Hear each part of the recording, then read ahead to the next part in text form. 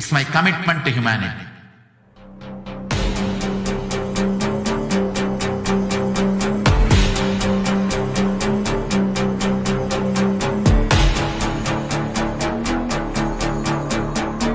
Just don't die within next 3 years. I will reach you wherever you are, whichever corner of the world you may be. I will reach you with enlightenment.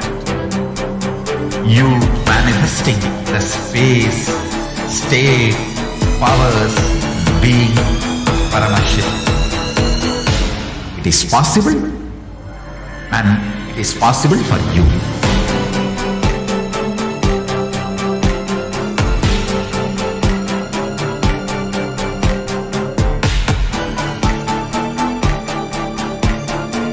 Paramashivoham will reach you with enlightenment science. I know he is going to do the job. Just be alive for next 3 years. Nothing else. Just be alive for next 3 years. Don't die within next 3 years.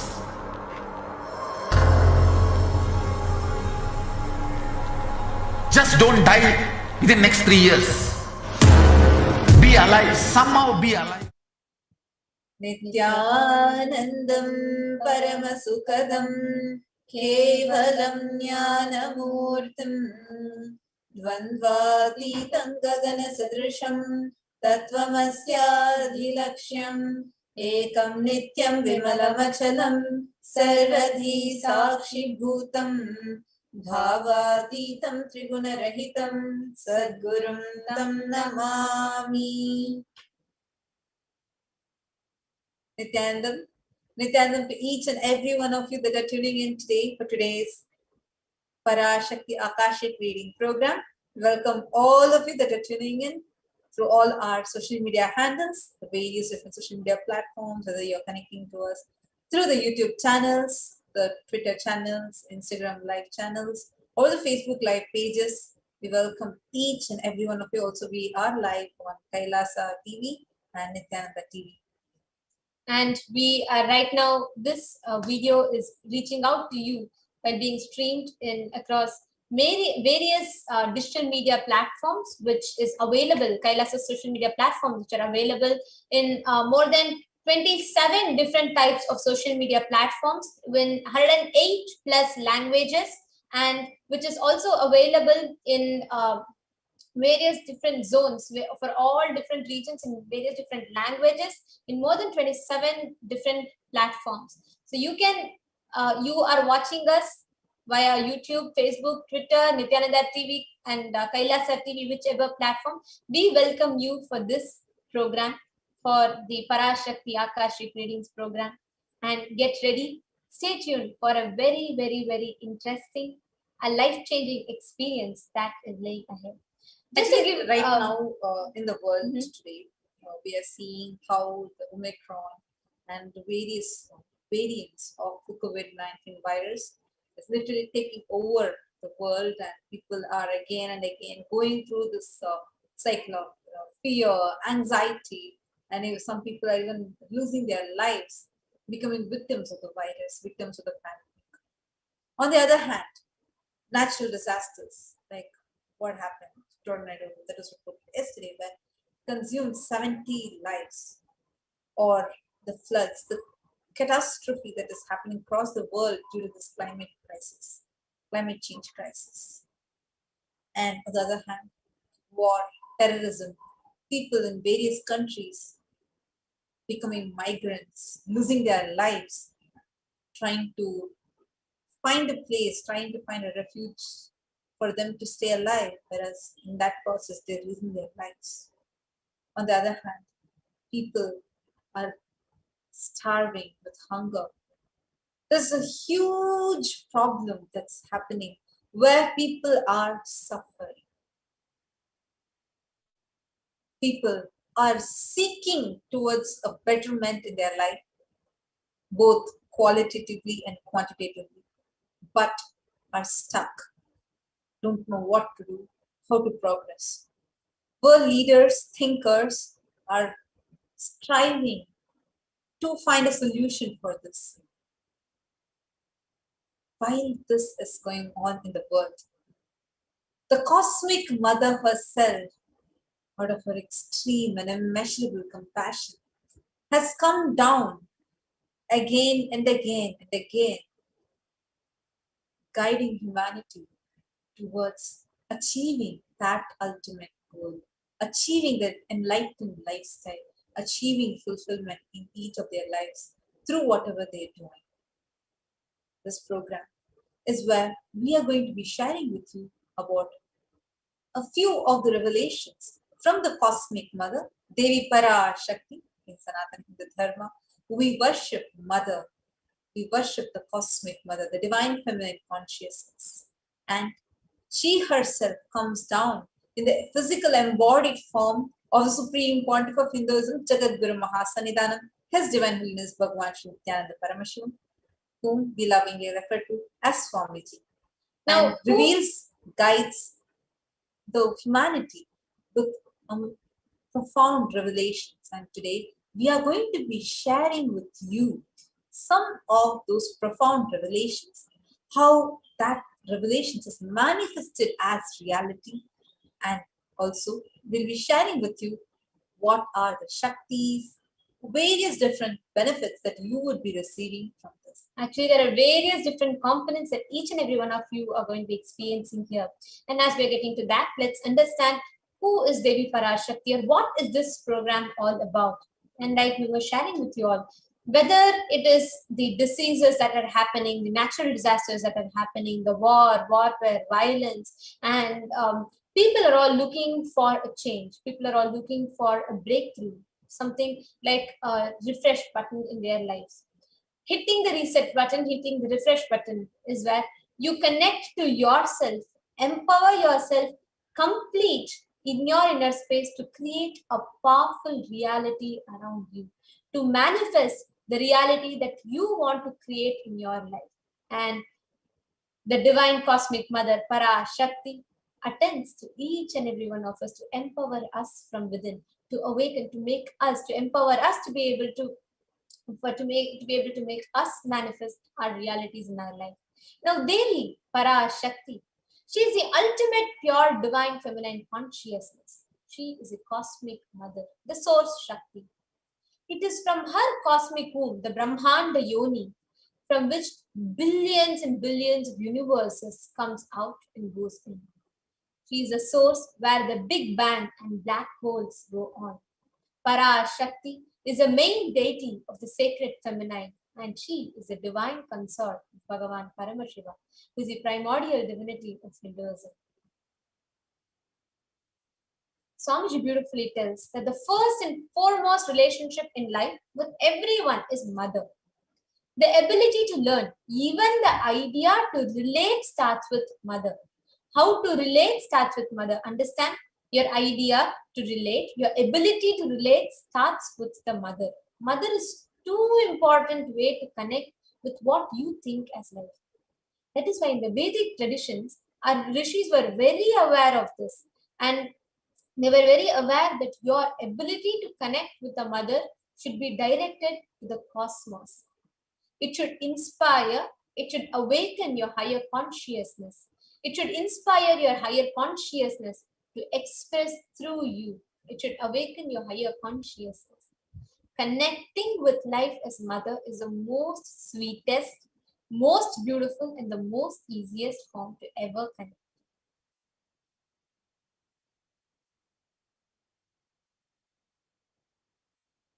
Today, out of extreme compassion and love, Supreme Pontiff of Hinduism is manifesting Devi Parashakti herself and gracing us, answering all our questions, attending to our prayers, giving boons, healing us, revealing our past, present, and future, delivering profound spiritual truths, and ultimately giving us the experience of Paramashivoham itself. And stay tuned because you are going to be experiencing this. So what we are going to be having today, which is the Bhava Samadhi Darshan. Understand, even for a few minutes, witnessing Devi Parashakti embodying in the Supreme Pontiff of Hinduism is Bhava Samadhi Darshan. What is this word? See, the word Samadhi means Sama means oneness. Adi means source. So the word Samadhi means one with the source. Bhava is the attitude, aspect. So the word Bhava Samadhi means being one with the source through this aspect. So we are going, when we say Bhava Samadhi Darshan of Devi Parashakti, we mean we are going to be experiencing the oneness through this aspect of the divine feminine consciousness. And what is this word darshan? Understand? Darshan means coming face to face with the cosmos. To have a glimpse of, that's the exact translation of the word darshan, means to have a glimpse of. In Vedic tradition, it is used to describe the moment we behold the divine, an avatar, a saint, or an enlightened being, as just seeing such a being can cleanse lifetimes of karmas and creates a deep, lasting transformation in the receiver. Darshan is a very powerful, super conscious vibration that is present around the avatar at all times. See, the avatar is continuously radiating the darshan, just like how the sun is continuously shining, like that the avatar is continuously radiating this darshan. That auspicious moment when the receiver is able to catch, it is called as darshan for the receiver. That is the darshan moment for you, raising you to the next level of superconscious breathing. It's like hitting a reset button in your being itself. And today you are going to be experiencing this. So now let's understand more deeply about the science of this Bhava Samadhi Darshan. The science of Bhava Samadhi Darshan. Before, like as we are understanding that there are a few fundamental facts that we all need to cognize. The first thing is divine cosmic beings are real. They manifest from KAILASA, which is the enlightened time-space zone, through deities and incarnations. Divine cosmic beings manifest through Archa Avatara, the deities in temples, and through the Nija Avataras, the incarnations during Bhava Samadhi Darshans.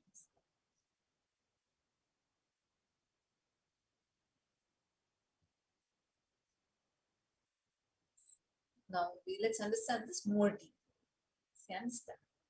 Bhava Samadhi Darshan is the science where the Nija Avatara assumes the physical, embodies the pure, formless, cosmic form in him and gives that darshan to all of us.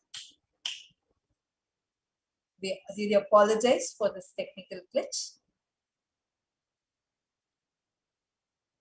Hope all of you are able to see the slides now. Today, Devi Parashakti, the divine feminine consciousness, will be expressing through the being of Rajarajeshwari. Understand? Pure, formless consciousness, Parashakti, expresses through the being of Rajarajeshwari and manifests in the physical embodied form of Devi Meenakshi. This science is called as Bhava Samadhi Darshan. Literally, the cosmos embodying itself in the physical form for us to experience the same.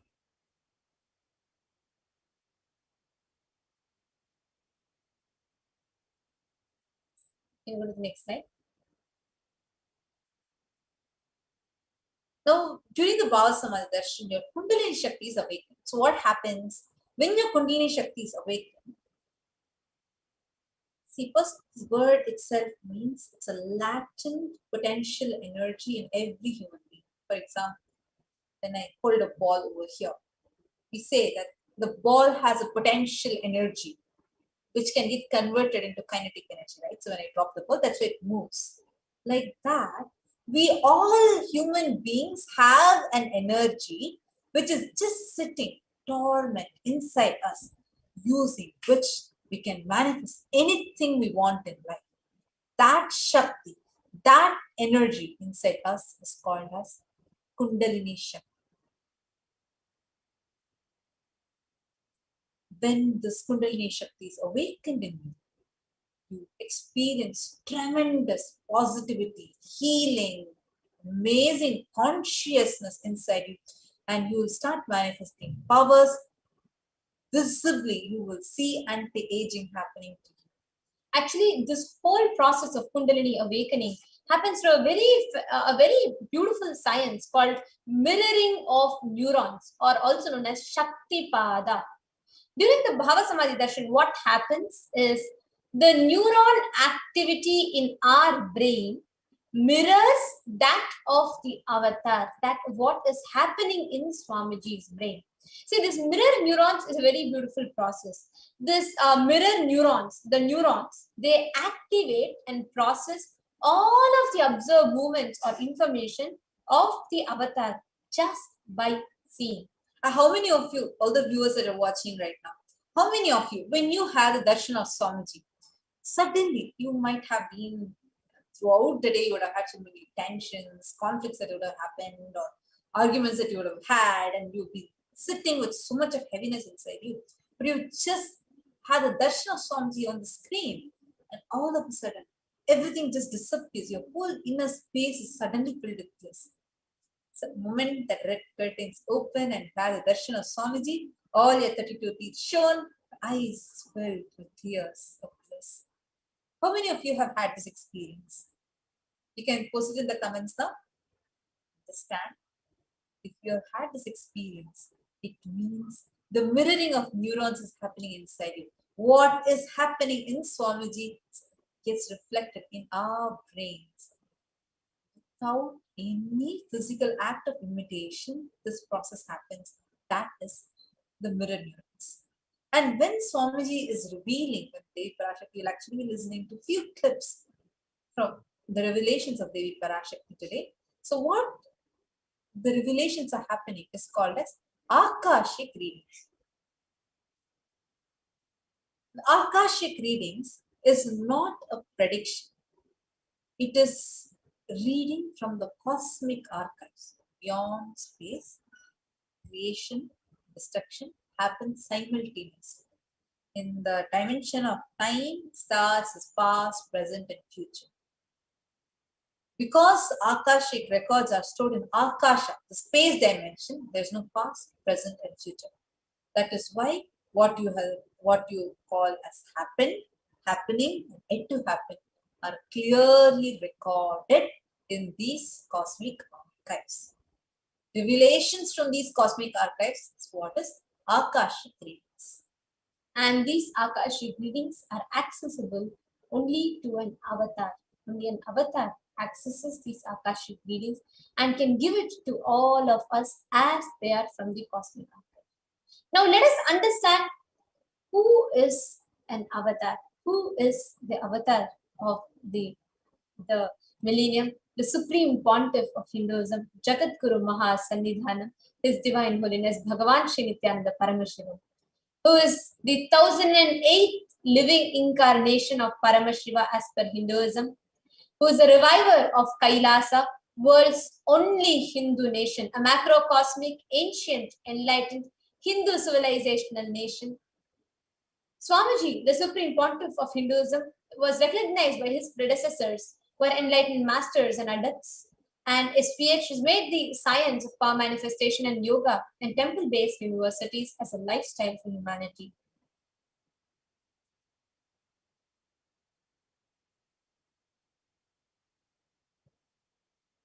The Supreme Pontiff of Hinduism is a present 293rd Jagat Guru Mahasannidhanam, the Supreme Pontiff of KAILASA Unnata Shyamala Pita Sarvagya Pitam. You all can see the pictures of coronation of Swamiji as the king in the kingdom of the Shyamala Pita Sarvagya Pitam.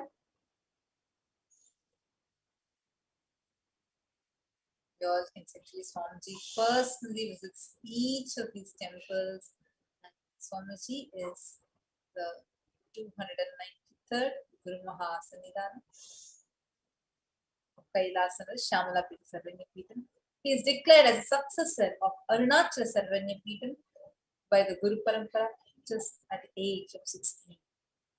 You all can see this is the Guru Parampara. And Swamiji founded the mission, the Nithyananda Sangha, to revive KAILASA internationally.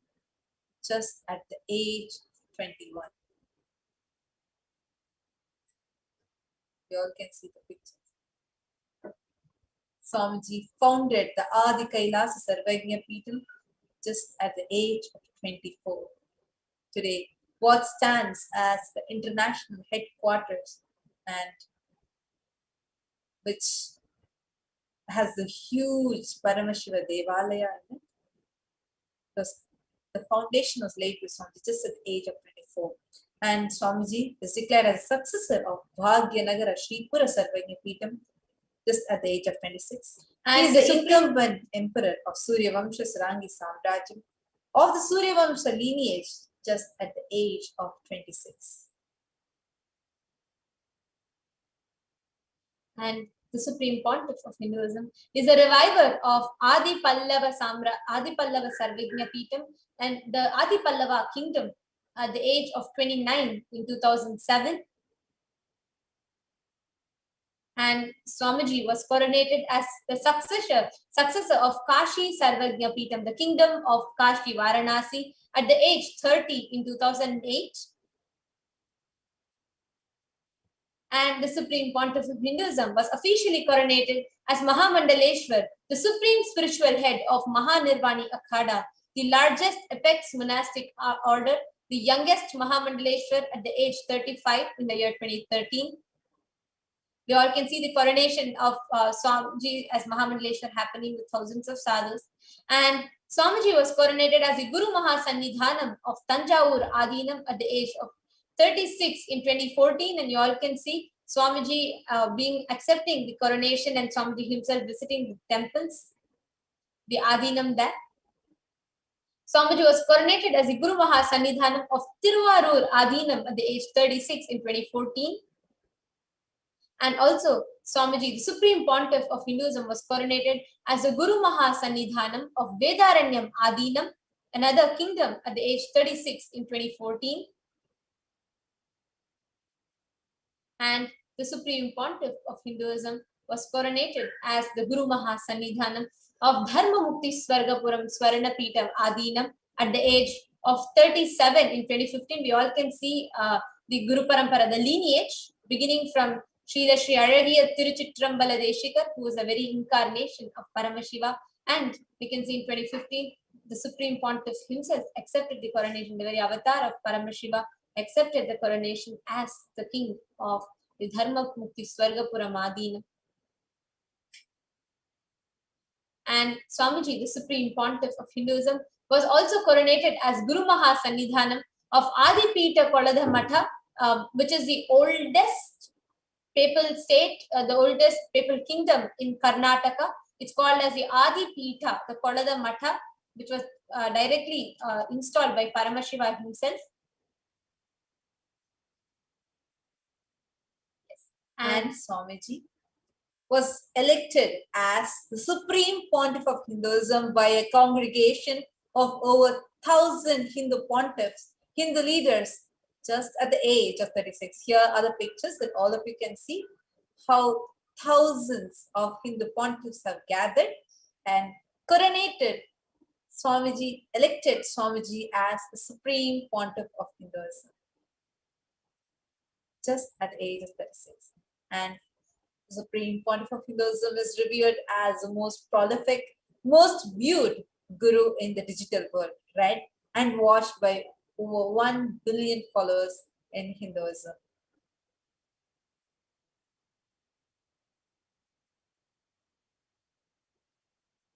And we welcome you to be a part of this world's greatest digital Hindu nation with over 1 billion views, which was revived by the Supreme Pontiff of Hinduism, the KAILASA, with over 1 billion lives enriched and billions of lives enriched.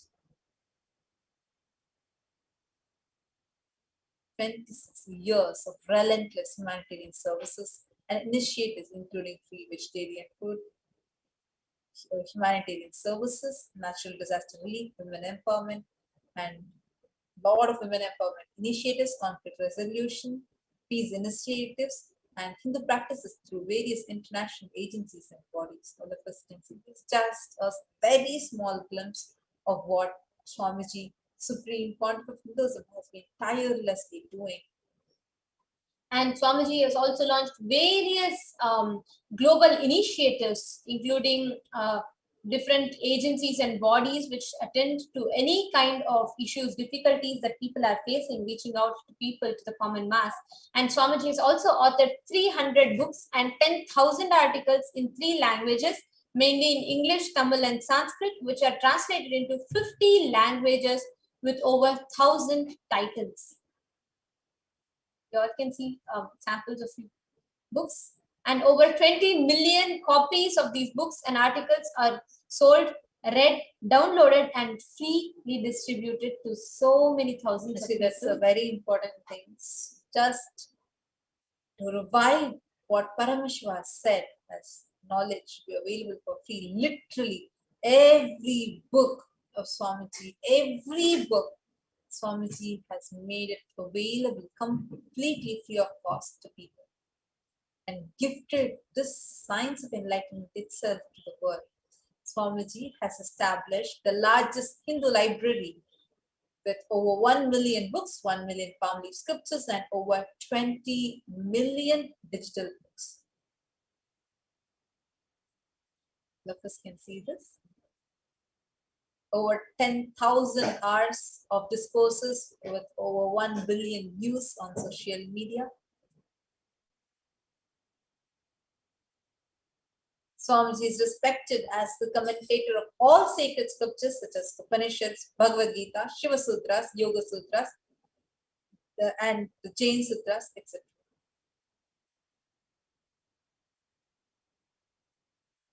The Supreme Pontiff of Hinduism is honored as leader of Hinduism, the most awarded, internationally recognized Hindu leader, with thousands of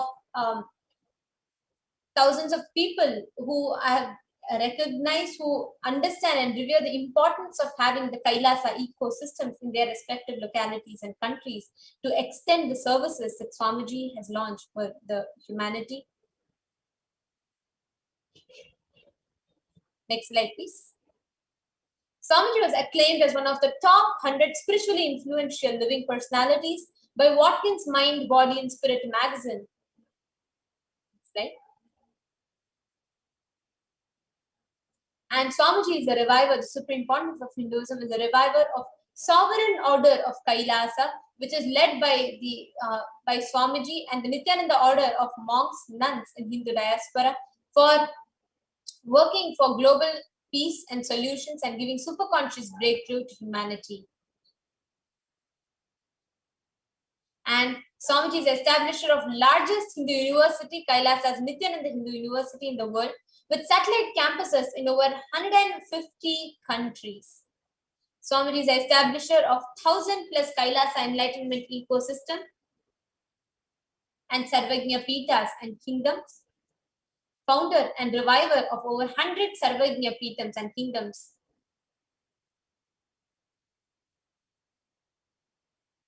Now, one of what we just saw is really a very small glimpse to what vast contribution Swamiji has done over the last 26+ years for humanity.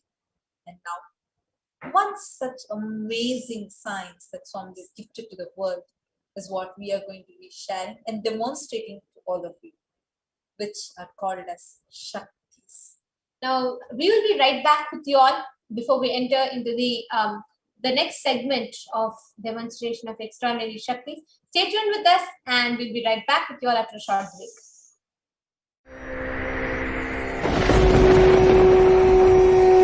The ultimate divine descends in human body and expresses its extraordinary powers and experiences playfully. Sundareshwara is the embodiment of this statement. He is not Shiva as you understand, sitting in the Himalayas, frozen in the ice, in Samadhi. Sundareshwara is an artist with tremendous heart, ready to listen to human sufferings, ready to bend for human emotions. The one and only thing you need to obtain His grace is simple feeling connection. That's all. He bends for anybody. to any level. Even the word compassion is too small, is still available. Even now, he is there. He assumes human body and relates with you, answers you, responds to you, raises you.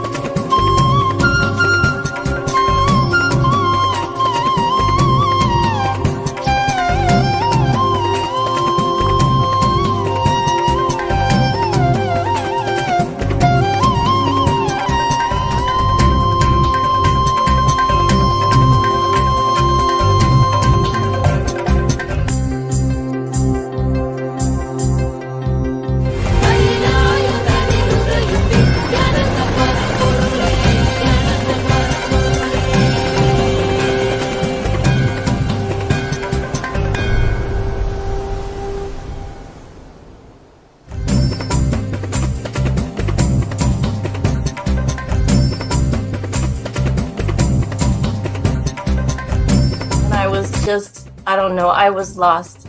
And then he was done speaking, and just tears just started pouring out of my face. I'm just like, ugh, I don't know what just happened. It was just like unbelievable, just unbelievable. I was just, I'm shaking now just remembering it. I don't know what shifts inside you. It's just, I literally felt the strong initiation happening at that time when Swamiji blessed. I don't know, it just puts you in some different world altogether, and suddenly everything seems possible. Everything seems, like that impossibilities in that 1 second, fraction of a second, that impossibility drops from you. And you just, everything seems possible, that you get into that space of possibility. And I think, that is the greatest, dropping the impossibilities is really, and something changes in you, something shifts in you. You can physically feel the change. And the energy that is generated, it really, it's phenomenal.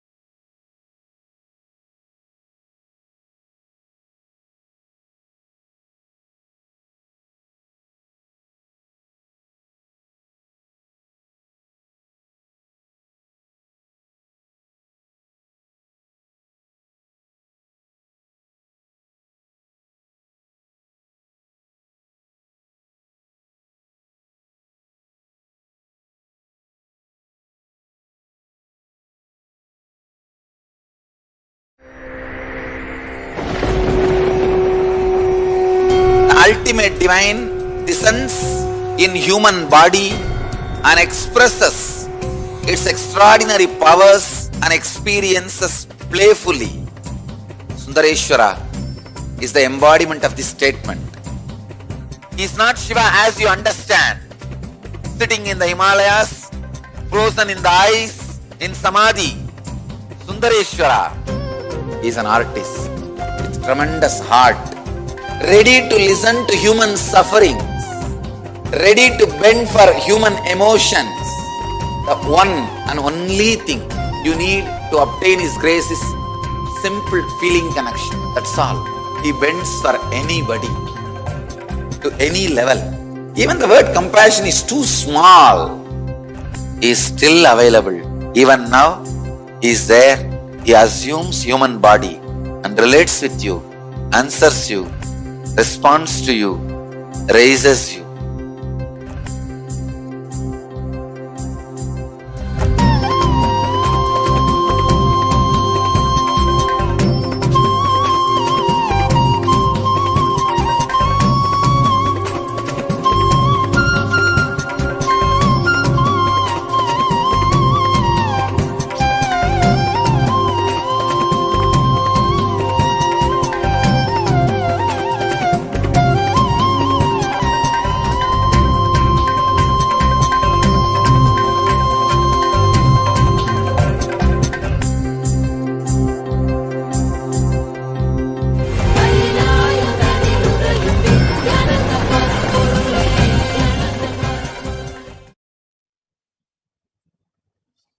Nithyanandam, we welcome you all back after that quick break. And now let's all enter into a very, very, very exciting and a segment which all of us can experientially understand and relate to. So we welcome all the viewers that are watching us, and we have some of you who are commenting here in the YouTube comment section. We have Maasha Kiran, Nithyanandam. We have Rusel Montero, Nithyanandamaya. And we have Ma Eva Anderson, Nithyanandam. We welcome each and every one of you that have tuned in with us for this segment of the program, where we will be understanding experientially what are Shaktis. In this segment, you will see the Balasans, the Nityananda Yogis, the initiated disciples of the Supreme Pontiff of Hinduism, will now be demonstrating the various powers of third eye and sharing with you all the experiences, results of the extraordinary manifestation of the divine powers awakened in us through the Diksha by the Supreme Pontiff of Hinduism. In today's Bhava Samadhi Darshan, in today's program, all of us will be receiving the initiation, the Diksha, into awakening the various powers of third eye. And by the grace of the Supreme Pontiff of Hinduism, all of us will be having the Diksha initiation through which we awaken. And we'll also be having a session which is conducted by a trained Acharya, a blessed Acharya who's trained to conduct these power manifestation segments for all of you. And stay tuned with us till the end so that you too have experiences these powers in your life. So now let's enter into understanding what are Shaktis. What are these extraordinary powers that we're talking about? What are these Shaktis? In Vedagamas, this was the Paramashiva reveals in elaborate detail that every human being is hardwired to be able to manifest 463 plus extraordinary Shaktis, the divine powers. Manifesting powers, the Shaktis are described as a system, method, and science for human beings to explore the various possibilities and powers and have access to the various states of consciousness. Understand one thing, Shaktis manifest from the cognition that you are divine, and you just need to manifest it. Not that you are human and you need to reach the divine. And this forms the fundamental difference between these two. Shaktis and Siddhis. Understand, Shaktis expressed from the space of enlightenment as a side effect of deep feeling connection with the Guru, high integrity with the Guru, and once you receive the initiation, the Diksha, what you manifest are called as Shaktis. On the other hand, the powers that manifest through you because of your penance, your effort, your tapas for enlightenment are called as Siddhis. Shaktis are from the source of enlightenment, Siddhis are in the path of enlightenment. Shaktis of Paramashiva manifest through ordinary human beings in an extraordinary way, and these Shaktis are permanent. Whereas, on the other hand, Siddhis are not permanent and they may divert you from enlightenment. Don't worry, today whatever we are going to be learning, manifesting are Shaktis, because these are not from our effort or our tapas, but from Diksha received from the avatar. Now, who is the source of these Shaktis, or what is the source of these Shaktis? Paramashiva, the primordial divinity in Hinduism, he is a source Shakti. He is a source of all these Shakti. He is the ultimate reality and cause, which is self-effulgent, Swayam Prakasha, all-pervading, unchanging beyond time, space, form, and causality. And as the fundamental base of Avyakta, the unmanifest, he exists. And he manifests as Vyakta to perform the Pancha Krityas, the 5 cosmic acts of Srishti, creation, Sthiti, maintenance, the sovereign rulership and maintenance. Samhara is rejuvenation, through bhava, pulling out of delusion, anugraha, liberating grace for all living entities. Today, to revive these Shaktis, to make sure planet Earth is free from all its suffering and to give humanity the greatest of these sciences, Paramashiva himself has assumed his body for the 1008th time in his 1008th incarnation as the Supreme Pontiff of Hinduism. And Swamiji is making these extraordinary sciences available to humanity in the modern day, establishing its authenticity with the latest available technologies.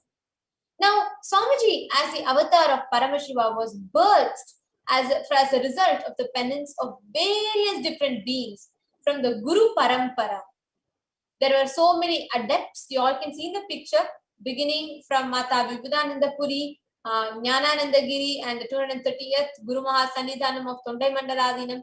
Each and every one of them, all the adepts, rishis, munis, yogis, brahma yogis, sannyasis, sadhus, each of them did intense penance, and as a result of their penance, Paramashiva decided to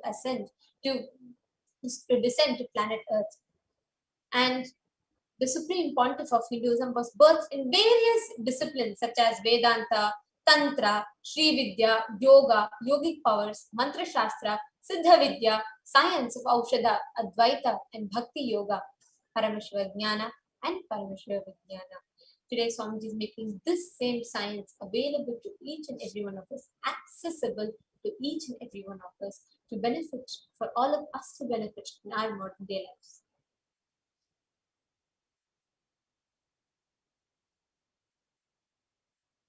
So now let's see how to awaken these Shaktis in us. Understand every ultimate truth, the jnana, mapped into your consciousness, prajna, manifests as possibility and powers of every being, prajnana. And this is awakened to us through the process of Diksha. Now, whatever we are receiving through this process of Diksha are authenticated. Every science, actually, whatever Swamiji is reviving, are authenticated through 4 aspects of evidences or the pramanas. First is Shastra Pramana, the eternal unchangeable truths revealed in source scripture.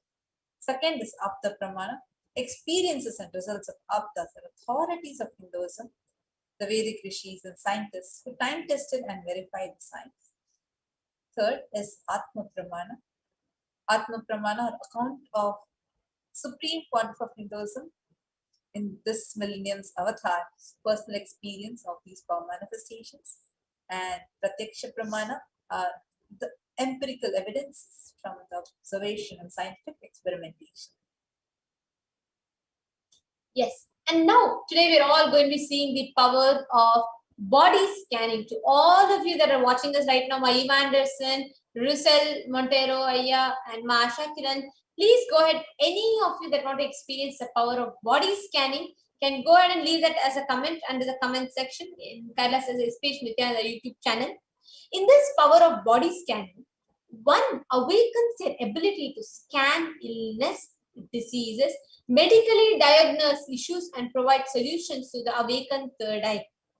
And this is a pure science of consciousness manifesting in you. So this is in no way an equivalent, an alternative, or a substitute to any kind of medical treatment, medical diagnosis, or anything like that. This is just a pure consciousness manifesting through each and every one of us. So yes, anybody that wants to have body scanning, please go ahead and you all can post a comment here in KAILASA's HDH Nithyananda YouTube channel. We'll meanwhile be chanting the Shastra Pramana, the scriptural reference for the power of body scanning. Swadehe jagato vapi sukshma sukshmatarani cha tattvani yani nilayam dhyatvante vyajjate para.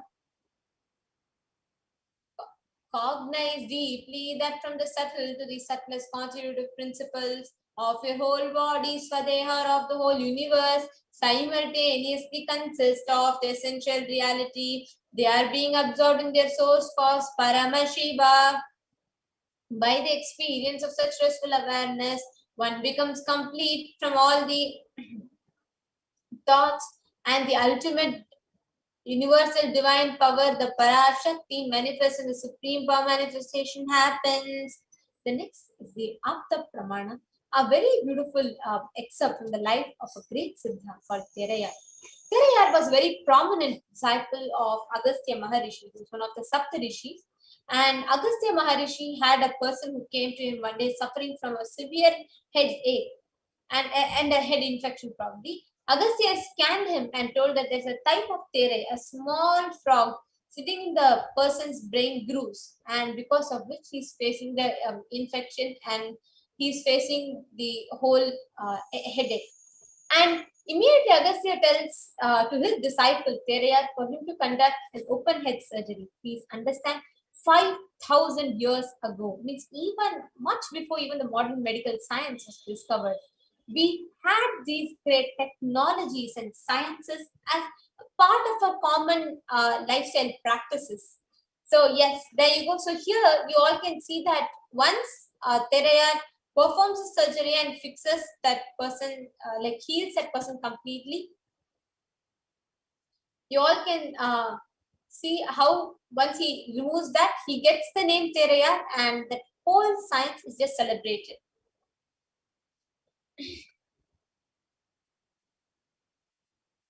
Yes, the next is Atma Pramana, accounts from the life of the Supreme Pontiff of Hinduism, where in somewhere between 2013 or 2014, around that time, Swamiji was going on a horse ride, and because of the music sound, when the horse got a little afraid and it just stood, like it just jerked up, Swamiji literally was flown out of the horse, and Swamiji had a multiple compound hand fracture.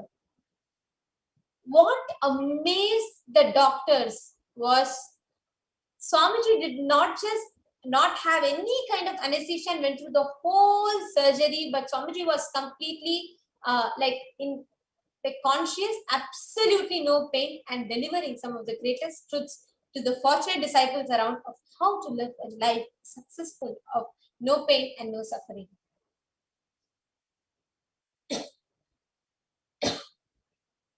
Now, let's all enter into the Sakshi Pramana experiences and results of extraordinary manifestation happening through the initiated disciples of Supreme Pontiff of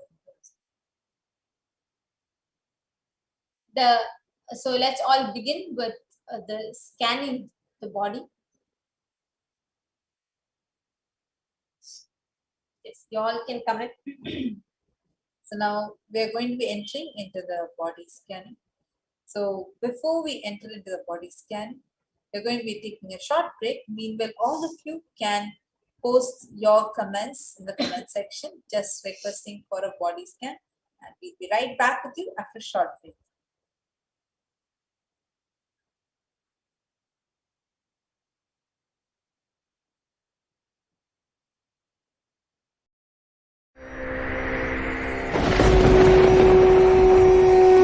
Ultimate divine descends in human body and expresses its extraordinary powers and experiences playfully. Sundareshwara is the embodiment of this statement.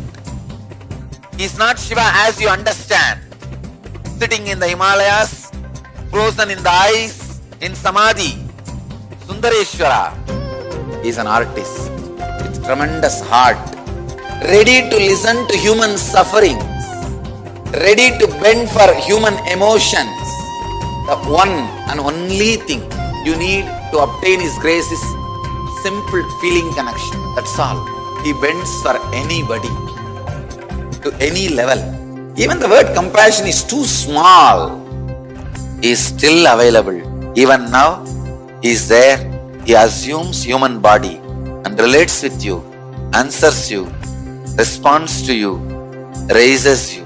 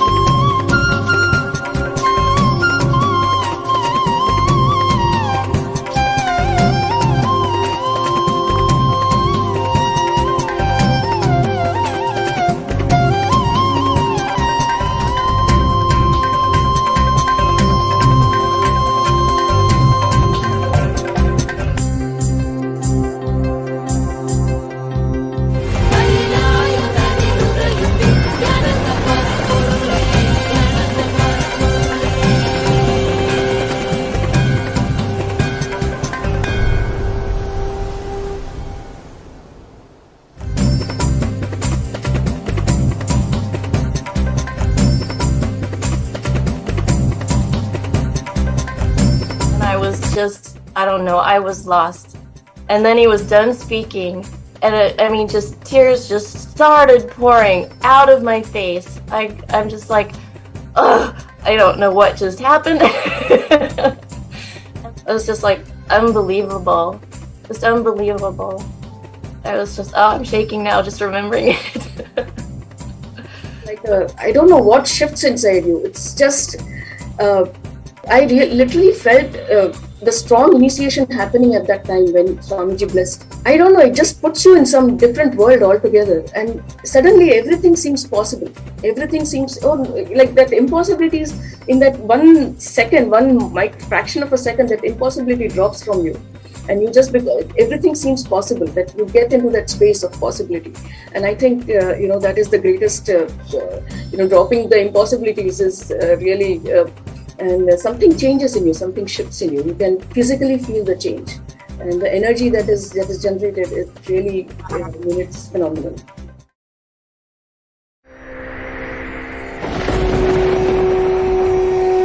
The ultimate divine descends in human body and expresses its extraordinary powers and experiences playfully. Sundareshwara is the embodiment of this statement. He is not Shiva as you understand, sitting in the Himalayas, frozen in the ice, in Samadhi. Sundareshwara is an artist with tremendous heart, ready to listen to human sufferings, ready to bend for human emotions. The one and only thing you need to obtain His grace is simple feeling connection. That's all. He bends for anybody, to any level. Even the word compassion is too small. He is still available. Even now, He is there. He assumes human body and relates with you, answers you, responds to you, raises you.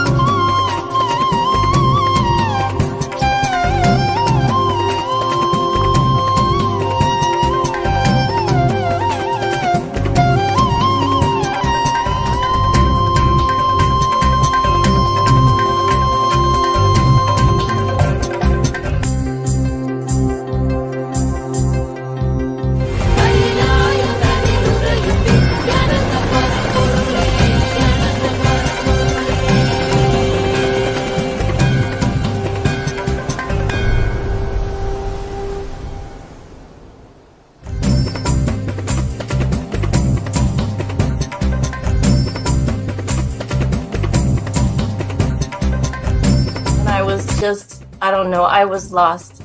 And then he was done speaking, and I mean, just tears just started pouring out of my face. I'm just like, ugh, I don't know what just happened. It was just like unbelievable, just unbelievable. I was just, oh, I'm shaking now just remembering it. I don't know what shifts inside you. It's just, literally felt the strong initiation happening at that time when Swamiji blessed. I don't know, it just puts you in some different world altogether, and suddenly everything seems possible. Everything seems, like that impossibilities in that 1 second, fraction of a second, that impossibility drops from you. And you just, everything seems possible, that you get into that space of possibility.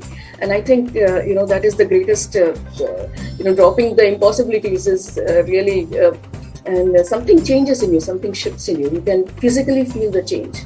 And the energy that is generated, it really, it's phenomenal. Nithyanandam, welcome back to your viewers, and we can see many of you have commented. Ma Eva Anderson, Andreas Kalpinis, and Saurav Aneja Ayya, and Ma Shakti Maya Das. And we have all of you who have commented, and we welcome you all. Thank you for commenting.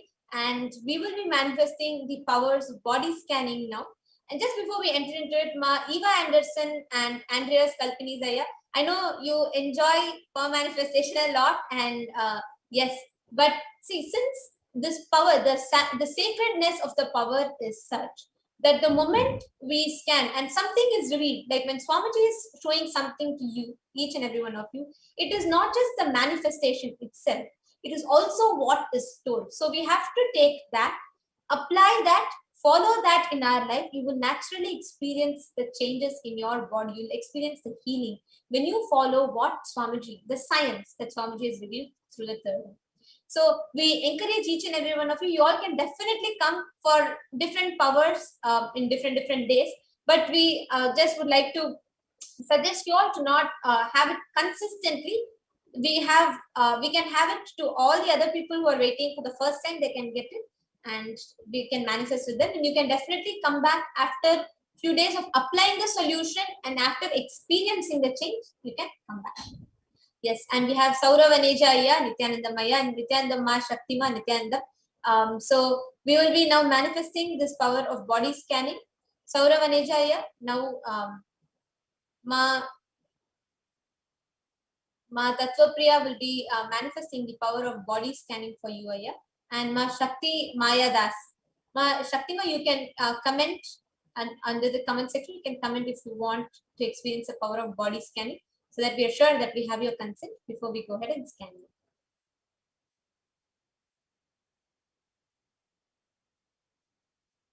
And to Andrea Zaya and Eva Anderson. So you all can go ahead and make sure that you are applying all that you received in the body scanning from Swamiji.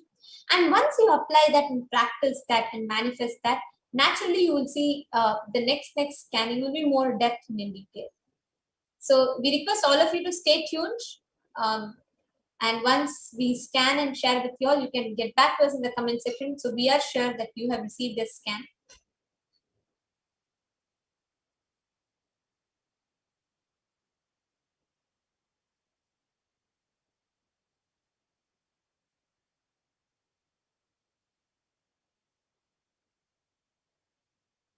And Ma Shaktima, you can get back to us in the comment section if you would like to have a body scanning, because I'm just seeing your message, Nithyananda Ma. So I just want to make sure I have your consent before we do the body scanning for you. Sauravaneja, yes, I just wanted to share with you what was revealed in my third eye. First thing, I do not see any sort of like severe illnesses that are there in your system. I'm only seeing like there is a slight muscle spasm that has happened, like very slight, which has happened towards the right side lower back region. I think not even lower back, like the hip and the lower back in this region exactly. So that's one thing that I'm saying. And apart from this, I do not actually see any sort of issues here. So I'm just going to try scanning again, and I'm going to see, because I do not see any specific issues. This is the only thing that can appear. So I'm going to be just chanting Mahavakya, scanning, and whatever is getting revealed, I'm going to be sharing with you.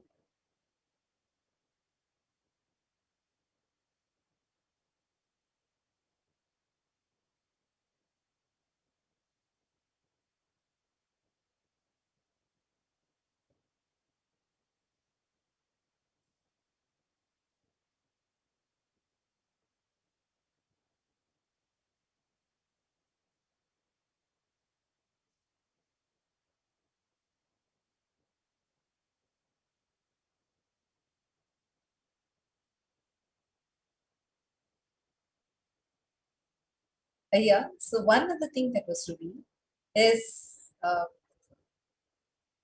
the body is going through intense, actually there's a lot of like intense energy kind of thing that's happening. And because of that, the solid is not your, like any solid that you consume also, it takes a lot of time for it to get digested. The solid, the body is finding it difficult to take even little solid if it goes in. And the body is just going through some intense process, that much I'm seeing. Yeah? And there's also a lot of heat that is there in the stomach. There's in the energy is so intense that's happening in you, but the stomach is having a lot of heat that is being generated because of this. So every night, before you go to sleep.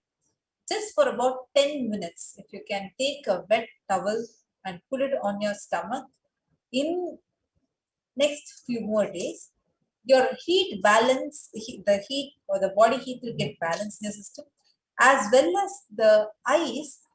Many times you'll say actually you will unconsciously will suddenly doze off, like for like a few seconds it will be, and that is because the body heat is too much and that's affecting the eyes. Once you start cooling the stomach with the towel, you will start seeing the vision will be very clear, as well as the drowsiness that comes in and goes, that would also be clear. And this is what is the only thing that was to be done. So Saurav and Jaya, you can post in the comment section how much of it you were able to relate. Yes, and you can get back to us if you heard the scan and if you're able to relate to it. And also to all the other viewers that are watching us, just a gentle reminder again that each and every one of you also can manifest these extraordinary Shaktis. The very purpose that we manifest this is not just to demonstrate that these are possible, not just that these are possible or this is a reality, but also most importantly, it is possible for you as much as it is possible for us or for anybody else. Because the whole thing is independent of us. It is just the initiation, the Diksha of an avatar, which by itself is supremely capable of awakening these extraordinary capabilities and abilities and the powers in each and every one of us. This latent potential energy called the Kundalini Shakti gets awakened and manifests as these extraordinary Shaktis through the Diksha by an avatar. So this brings us all to the conclusion of this segment. We thank you all for participating in today's program, and stay tuned with us. Each day we'll be having various different powers being demonstrated and various different exciting segments. So stay tuned with us. We thank you all for tuning in. We'll now be entering into the further segments of our program. We'll be right back with you all after a short break.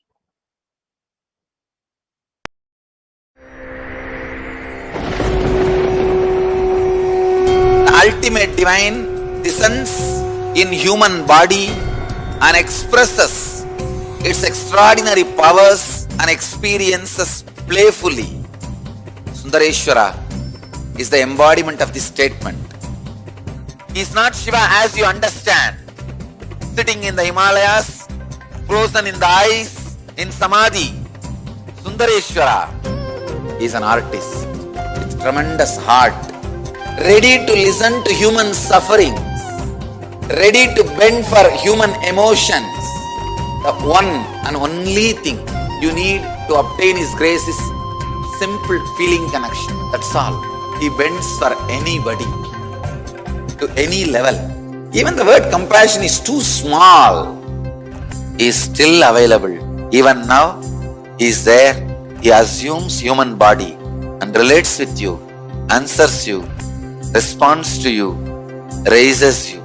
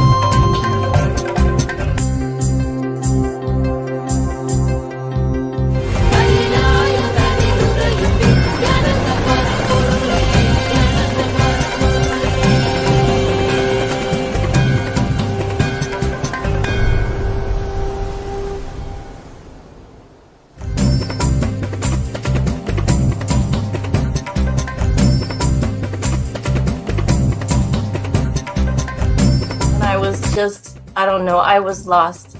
And then he was done speaking, and I mean, just tears just started pouring out of my face. I'm just like, ugh, I don't know what just happened. It was just like unbelievable, just unbelievable.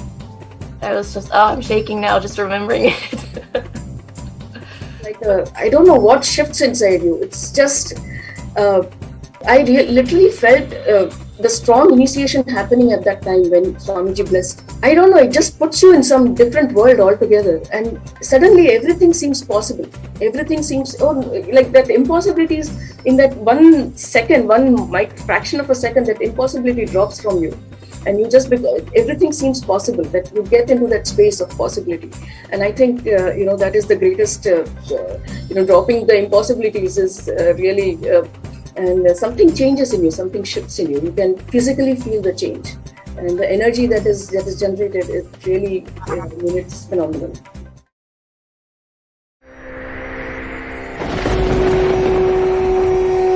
The ultimate divine descends in human body and expresses its extraordinary powers and experiences playfully. Sundareshwara is the embodiment of this statement. He is not Shiva as you understand, sitting in the Himalayas, frozen in the ice, in Samadhi.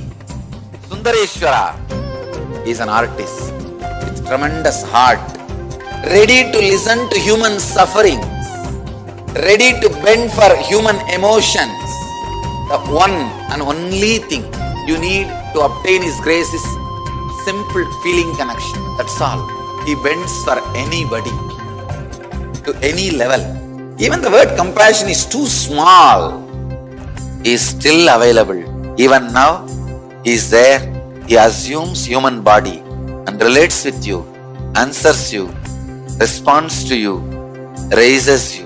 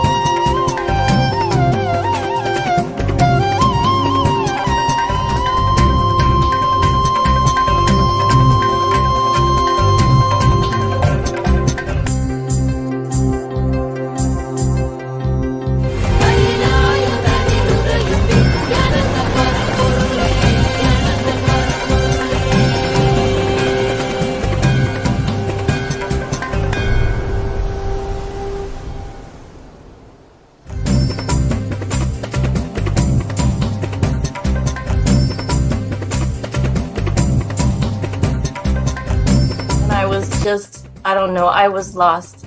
And then he was done speaking, and just tears just started pouring out of my face. I'm just like, ugh, I don't know what just happened. It was just like unbelievable, just unbelievable. I was just, I'm shaking now just remembering it. I don't know what shifts inside you. It's just, I literally felt the strong initiation happening at that time when Swamiji blessed. I don't know, it just puts you in some different world altogether, and suddenly everything seems possible. Everything seems, like that impossibilities in that 1 second, fraction of a second, that impossibility drops from you. And you just, everything seems possible, that you get into that space of possibility. And I think, that is the greatest, dropping the impossibilities is really, and something changes in you, something shifts in you. You can physically feel the change. And the energy that is generated is really, it's phenomenal.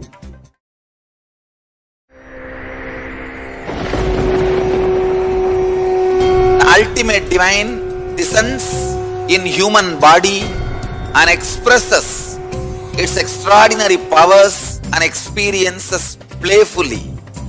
Sundareshwara is the embodiment of this statement. He is not Shiva as you understand, sitting in the Himalayas, frozen in the ice, in Samadhi. Sundareshwara is an artist with tremendous heart, ready to listen to human sufferings, ready to bend for human emotions. The one and only thing you need to obtain His grace is simple feeling connection. That's all. He bends for anybody, to any level. Even the word compassion is too small. He is still available.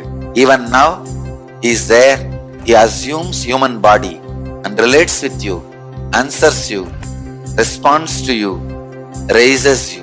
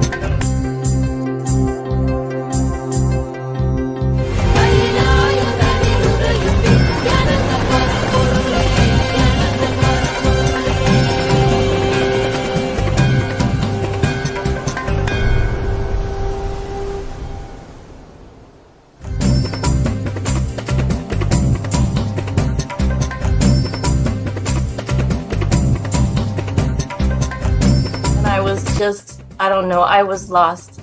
And then he was done speaking, and I mean, just tears just started pouring out of my face. I'm just like, ugh, I don't know what just happened. It was just like unbelievable, just unbelievable. I was just, oh, I'm shaking now just remembering it.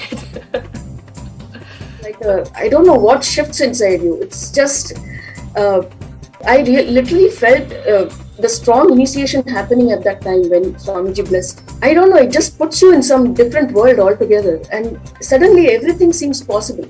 Everything seems, like that impossibilities in that 1 second, fraction of a second, that impossibility drops from you. And you just, everything seems possible, that you get into that space of possibility. And I think, that is the greatest, dropping the impossibilities is really, and something changes in you, something shifts in you. You can physically feel the change. And the energy that is generated, it really, it's phenomenal.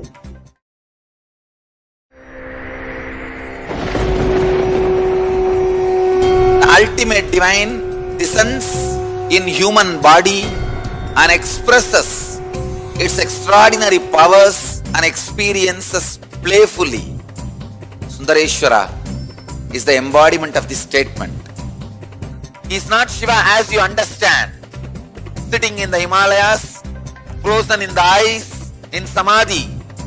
Sundareshwara is an artist with tremendous heart, ready to listen to human sufferings, ready to bend for human emotions. The one and only thing you need to obtain His grace is simple feeling connection. That's all. He bends for anybody, to any level. Even the word compassion is too small. He is still available. Even now, He is there. He assumes human body and relates with you, answers you, responds to you, raises you.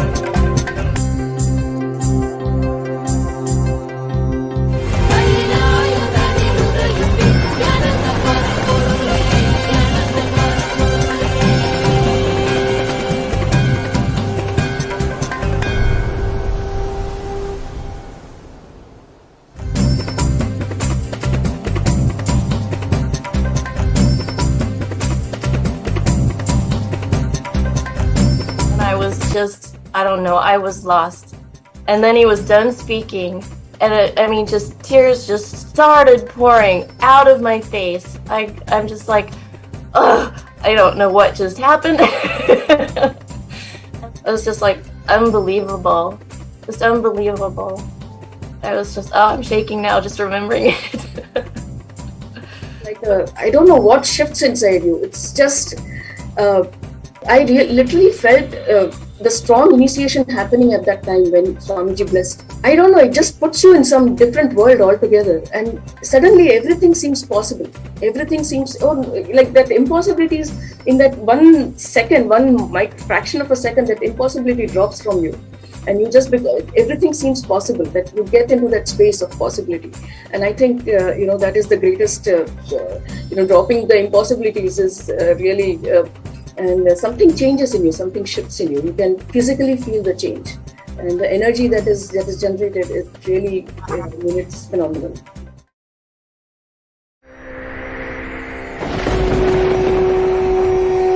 The ultimate divine descends in human body and expresses its extraordinary powers and experiences playfully.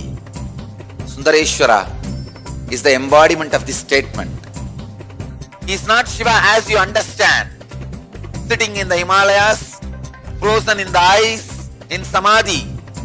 Sundareshwara is an artist with tremendous heart, ready to listen to human sufferings, ready to bend for human emotions.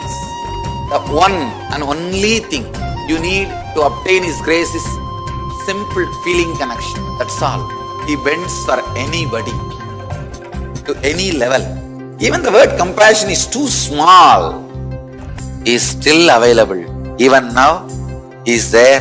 He assumes human body and relates with you, answers you, responds to you, raises you.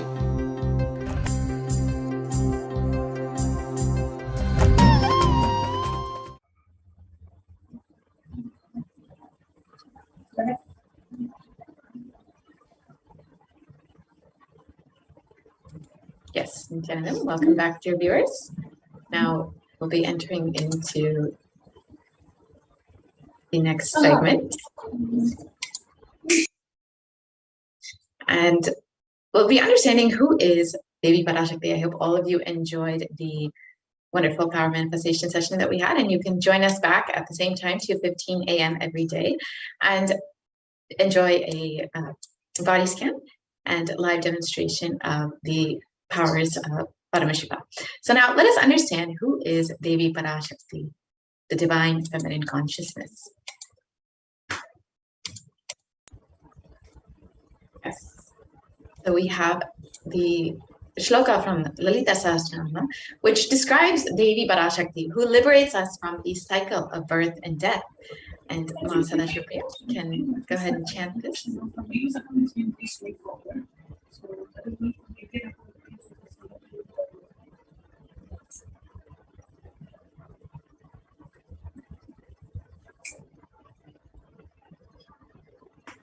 Yes, so now, sorry for the technical glitch. I'll just be chanting the verses from the Lalita Sahasranama. Nishkoda Kroda Shamani Nirlobha Lobhanashini Nishamshaya Shamshayagni Nirbhava Bhavanashini. This verse translates: O Devi, the one who is without anger, who destroys the tendency to get angry, who is free from greed, who destroys greed in her devotees, who has no doubt, who faces all doubts, who is not involved in the cycle of births and deaths, who frees devotees from involvement in the cycle of births and deaths.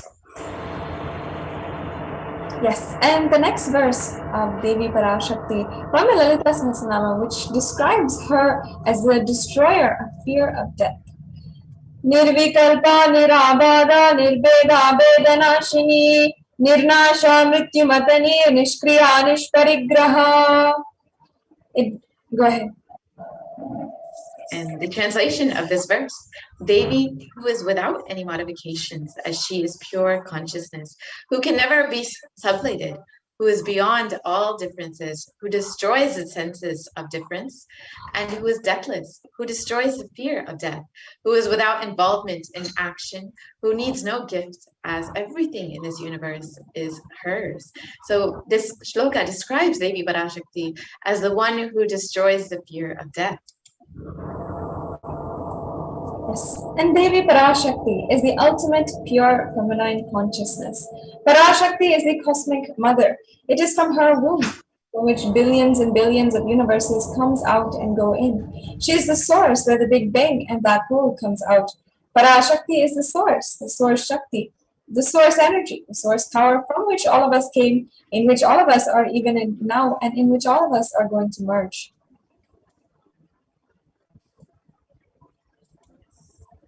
And out of her extreme love and compassion, Parashakti herself is manifesting through the embodied form as the Nijavatara of the Supreme Pontiff of Hinduism, gracing us, answering all of our questions, attending to our prayers, giving boons, healing us, revealing our past, present, and future, delivering profound spiritual truths, and ultimately giving us the experience of Paramashivoham itself.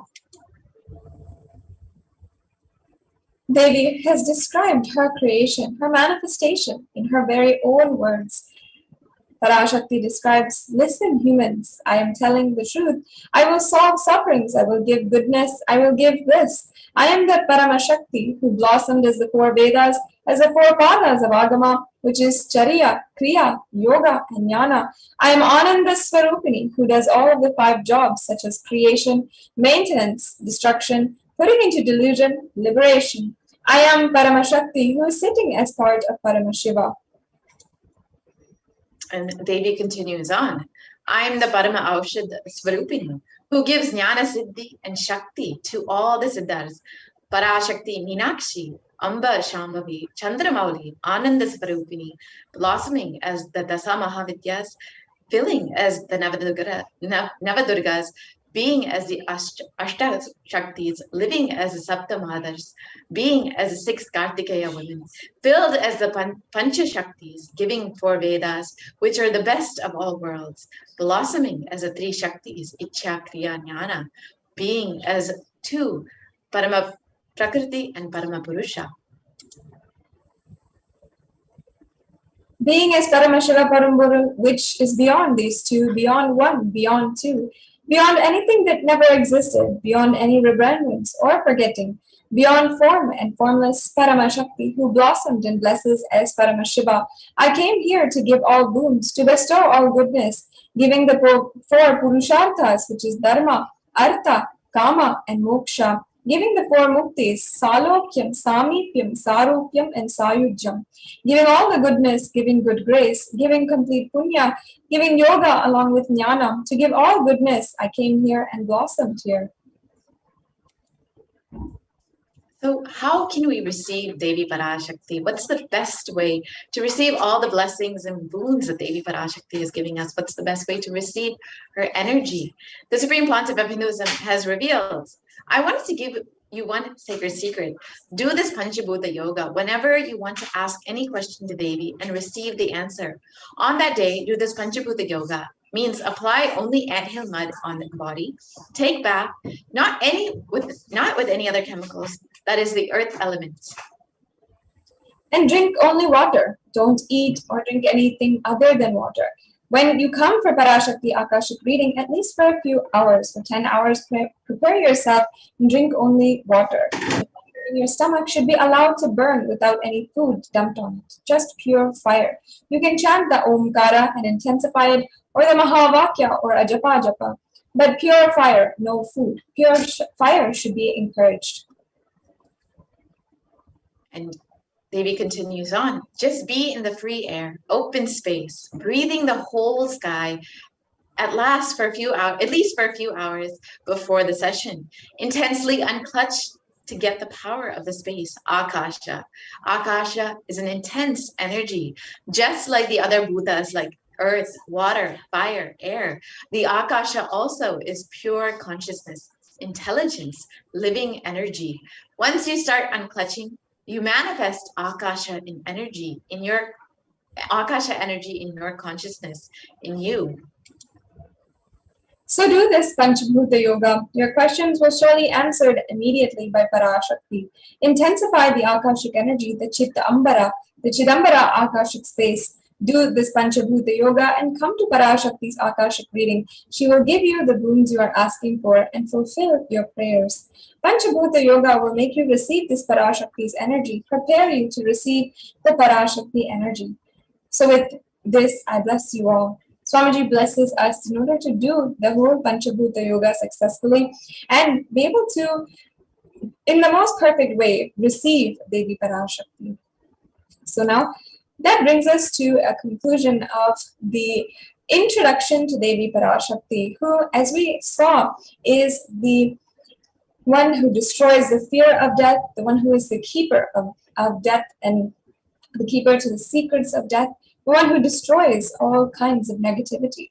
And we also saw how literally Devi Parashakti is the source of existence. Now, we're going to be understanding a very sacred revelation that has happened, that emerged from Devi Parashakti in just a few months back on a very, very unique subject that is unique to Hinduism, the Pitru Loka.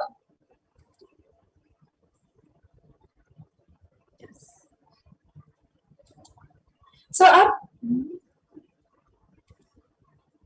out of his compassion and the extreme compassion and love, the Supreme Pontiff of Hinduism is manifesting Devi Parashakti, gracing us, answering all of our questions, attending to our prayers and giving boons, healing us, delivering profound spiritual truths, and ultimately giving us the experience of Paramashivoham itself. And the answers that Devi Parashakti reveal from the cosmic archives are not just limited to an individual or their past, present, and future, but out of the love for humanity, the entire humanity. Devi Parashakti also reveals solutions for global issues that humanity is trying to tackle, and in the process, also revealing the future that lays forth for the humanity as a whole. So today, let us see Devi Parashakti's revelations on the truths about Pitruloka, the death and liberation of souls. Yes. I'm sure each and every one of us, when it comes to this subject particularly, it is a very interesting, very special subject that piques the interest of so many of us, because each and every one of us can relate to losing a loved one, to being curious about what happens after leaving the body, after death, and what happens to those whom we love and who we lost, and where have they gone? What is the next step for them? Is there anything that we can do in order to complete them? And now let us watch what Devi Parashakti has revealed on this day, on the 14th of June 2021, on the Pitruloka.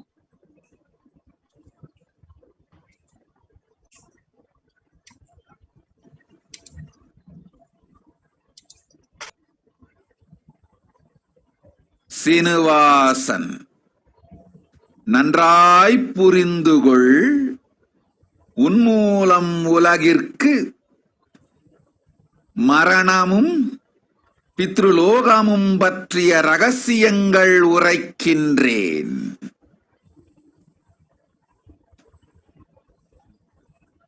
உனக்குள் இருக்கும் தசை நினைவு, சதை நினைவு,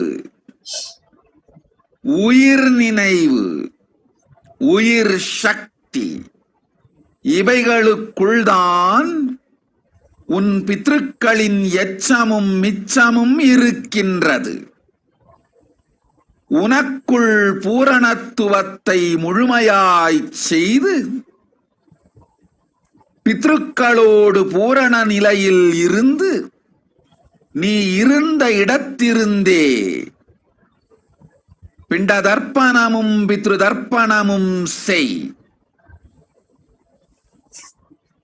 அதுவே முறையான பிண்டதர்ப்பணம், முறையான பித்ருதர்ப்பணம். ஆதி கைலாசம் பித்ருதர்ப்பணம் செய்திட, முன்னோர்கள் சாந்தமடைந்திட 100 மடங்கு உகந்த இடம் உன் பழைய இருப்பு வீட்டை விட. இருப்பு வீட்டு பாசத்தை துறந்து நீ இப்பொழுது இருக்கும் என் வீடான ஆதி கைலாசத்து நேசத்தை வளர்த்துக்கொள். நல்வாழ்வு உனக்கும் அமையும், முன்னோர்க்கும் அமையும்.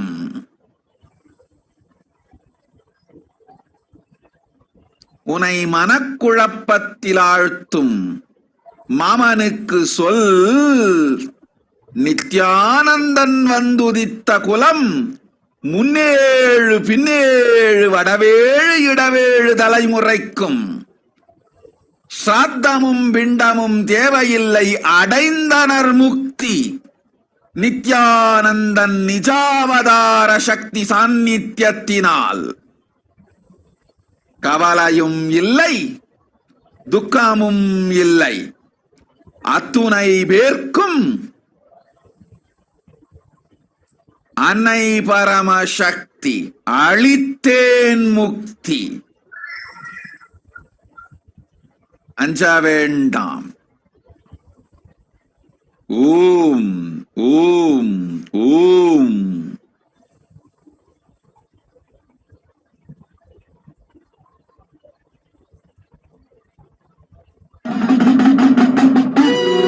உபாடக்காரி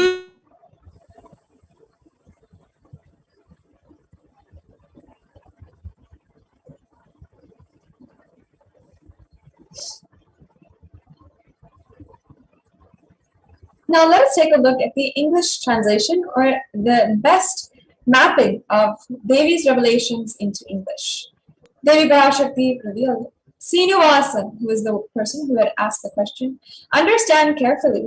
Through you, I am telling the secrets of death in Pitruloka. Pitru, for various reasons also based on their karmic deeds, are unable to find another body. They remain stuck in the form of Pitru. The Pitrus have their own heavenly place to reside, and it is called the Pitruloka to the world.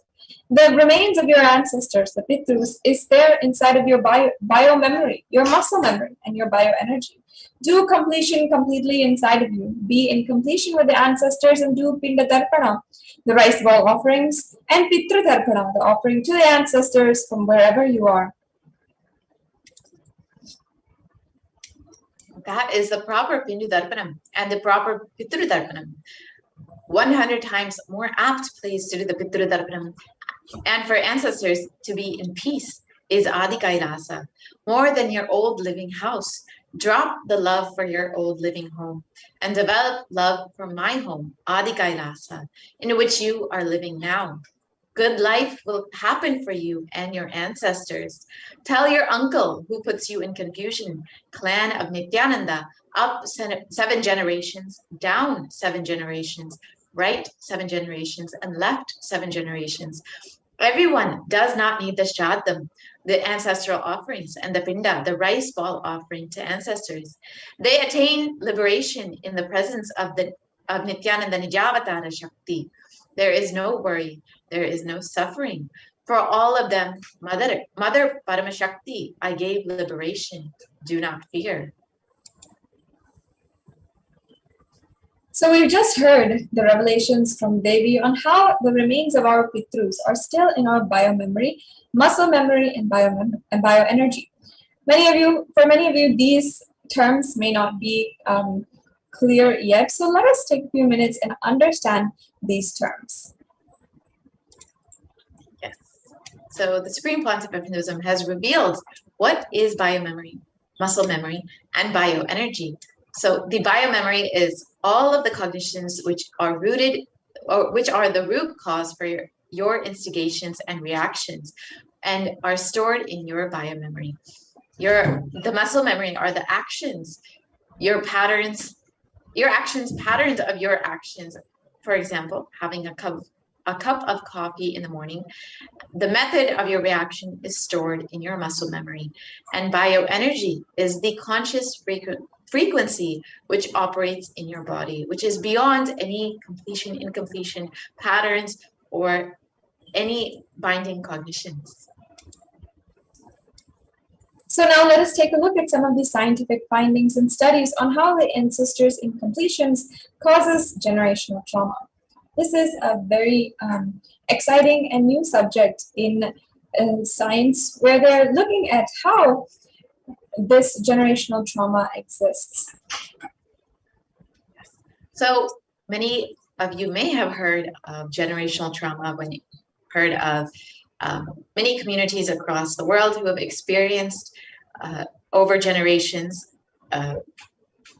persecution, attacks, genocide. So this is trauma that isn't just experienced by one person, but extends from one generation to the next. It can be taught or implied throughout someone's life from an early age.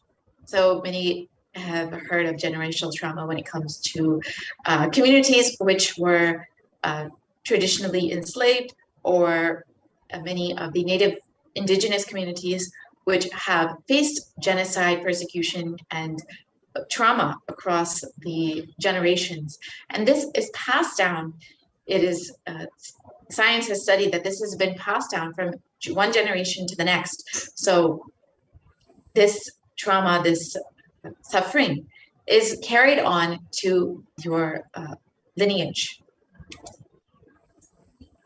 And as we all might have experienced, trauma can have a profound effect on the dynamics of a family. So let us take an in-depth look at some of the research to help us understand better. So in Psychiatric Times, it was reported that the dangerous effects of generational trauma and how it can affect the family. It states that trauma that affects one member of a family system has the potential to fundamentally change the whole family structure. It threatens to erode the very foundation of the family unit, and family members may start to see each other as enemies. Trauma has the power to make or break a family. So this trauma that is passed down from one generation to the next, from parent to child, has the power to actually break up the entire family if it is not addressed. And this medical report shows, shown below, as you can see, is indicating the effects of generational trauma on children of those who have suffered. Investigators have examined markers on HPA axis parameters, and one study reported that children of mothers exposed to childhood trauma, particularly emotional abuse, had higher sympathetic nervous system activation, which might be a marker for vulnerability to anxiety, compared to children of mothers with low emotional abuse, an effect that remains significant after accounting for maternal PTSD. The effects of generational trauma should never be downplayed. As you can see, the study is showing how children who are coming from backgrounds, or mothers, fathers even, but this report has spoken about mothers, but even your parents in general, your grandparents, where if you are exposed to, if they are exposed to any kind of trauma, any childhood trauma, and this report is talking specifically about emotional abuse, you yourself are more likely to be able to experience higher sympathetic nervous system activation, which scientists are calling as a marker for vulnerability and anxiety. So going to show that much of the trauma that you experience, and anxiety being an indicator of trauma, much of the trauma that you are experiencing, that you are having and undergoing right now, including having anxiety or having symptoms of depression, might be something that is passed down through generations, might be something because your mother or your father, your parents, or the previous generation has had it.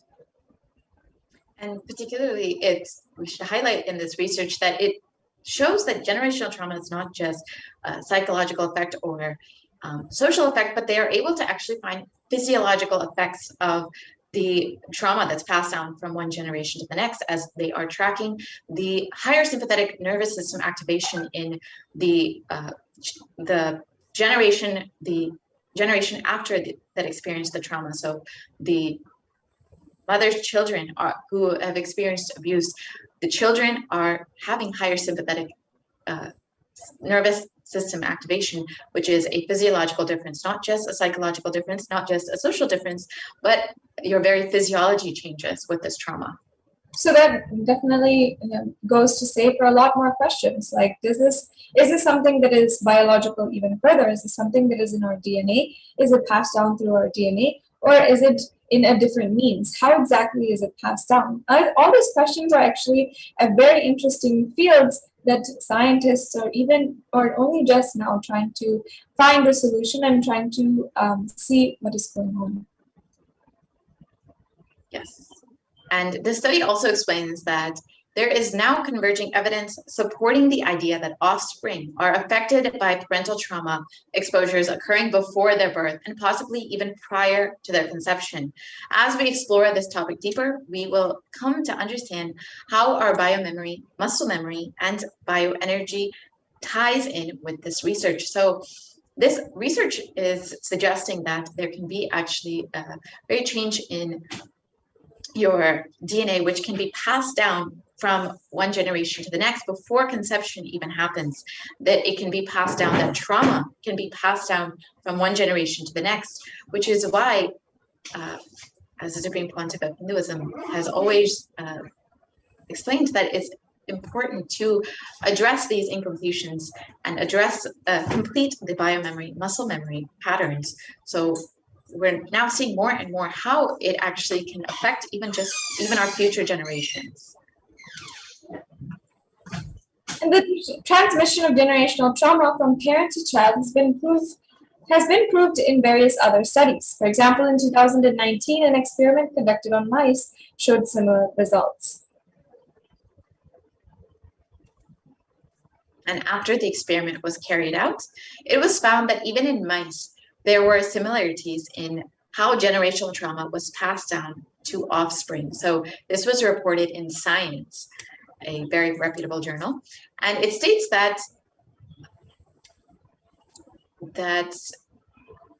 as similar SNCRNA alterations, the presence of similar biomarkers suggests that comparable pathways are operating after trauma in mice and in children. So this study translates from animal model to humans actually, and they're finding that the traumatized mice were able to, that this trauma was passed down from one generation of mice to the next, and they're seeing that this is actually translatable to humans as well. Other research and studies have also confirmed the way in which transmission of trauma occurs, whether in human or in animal.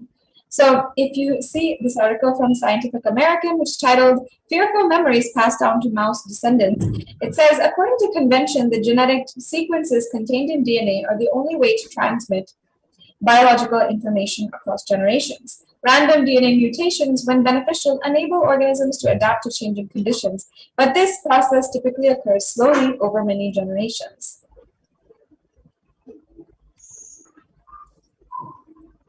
And this study was focused specifically on how certain fears can be inherited through generations, and this was, the authors had suggested that there is a similar phenomenon that could influence anxiety and addiction in humans. So fear can be inherited through generations, and this can also is applicable for anxiety and addiction as well.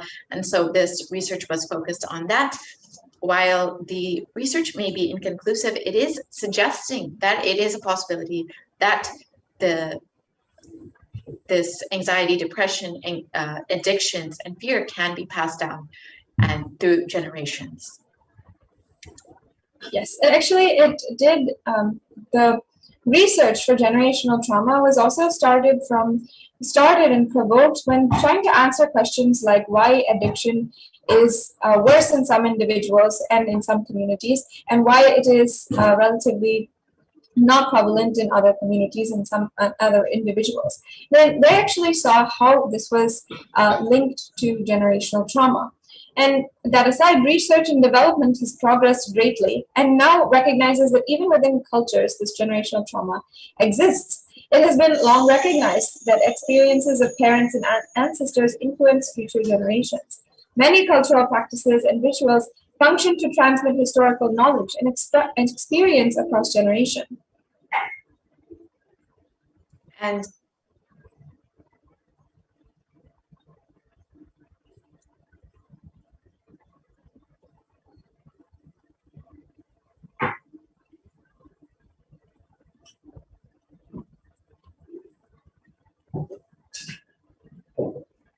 So this, while the cultural and ritual practices may be passed down, this research is specifically focusing on how it can be passed down through the DNA, through epigenetic changes. And this is something that the world is still studying, how it's not just social, psychological, or cultural, but how this trauma can be passed down in your actual very DNA. And this is exactly what Swamiji himself has revealed, that these incompletions can be passed down from one generation to the next. So that is why it is important to liberate the Pitrus, to have completion with the Pitrus in order to bring completion within yourself.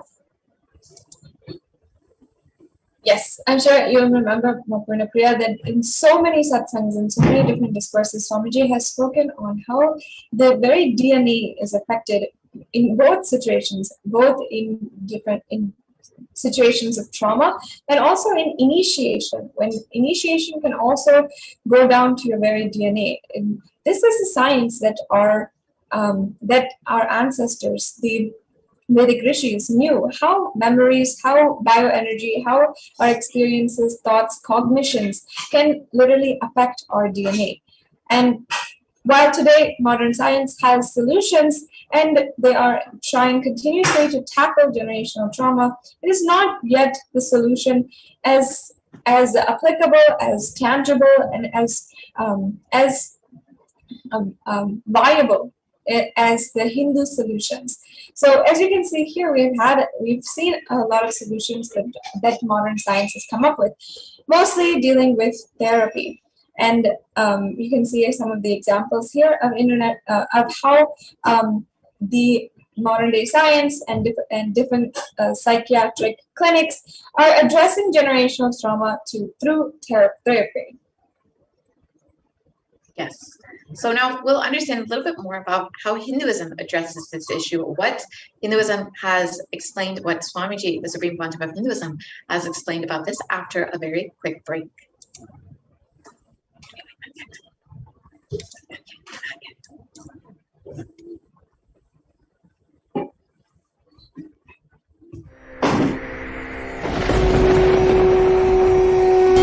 Ultimate divine descends in human body and expresses its extraordinary powers and experiences playfully. Sundareshwara is the embodiment of this statement. He is not Shiva as you understand, sitting in the Himalayas, frozen in the ice, in Samadhi. Sundareshwara is an artist with tremendous heart, ready to listen to human sufferings, ready to bend for human emotions. The one and only thing you need to obtain His grace is simple feeling connection. That's all. He bends for anybody, to any level. Even the word compassion is too small. He is still available. Even now, He is there. He assumes human body and relates with you, answers you, responds to you, raises you.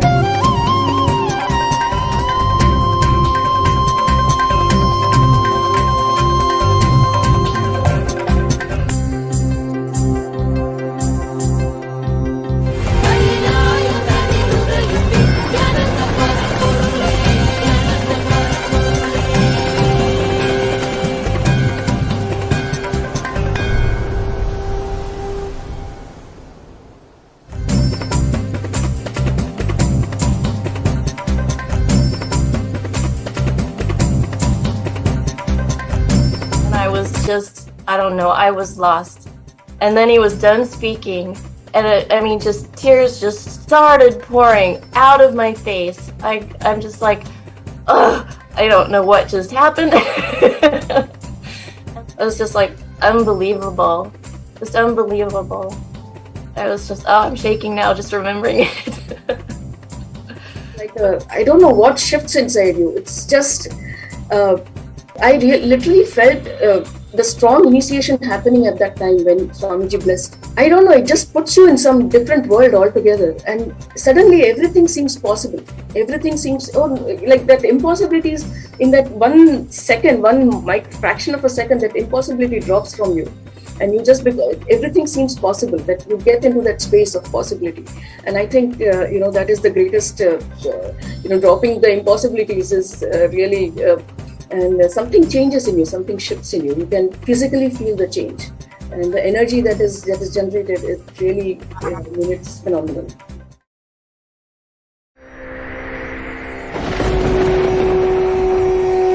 The ultimate divine descends in human body and expresses its extraordinary powers and experiences playfully.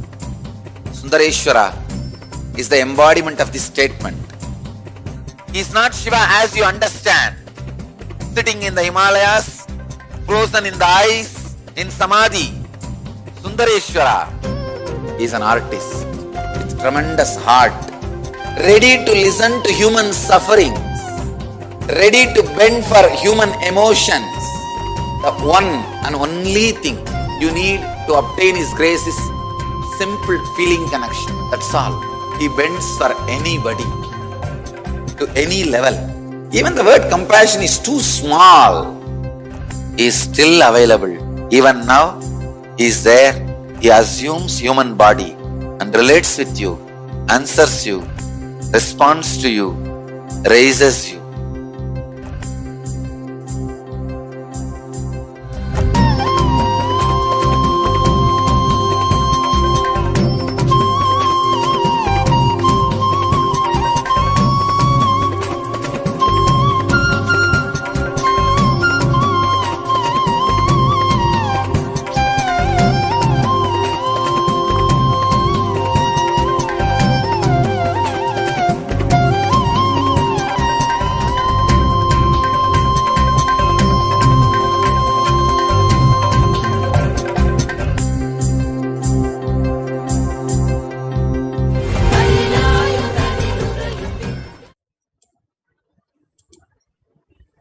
Welcome back after that quick break. Now let us continue forward.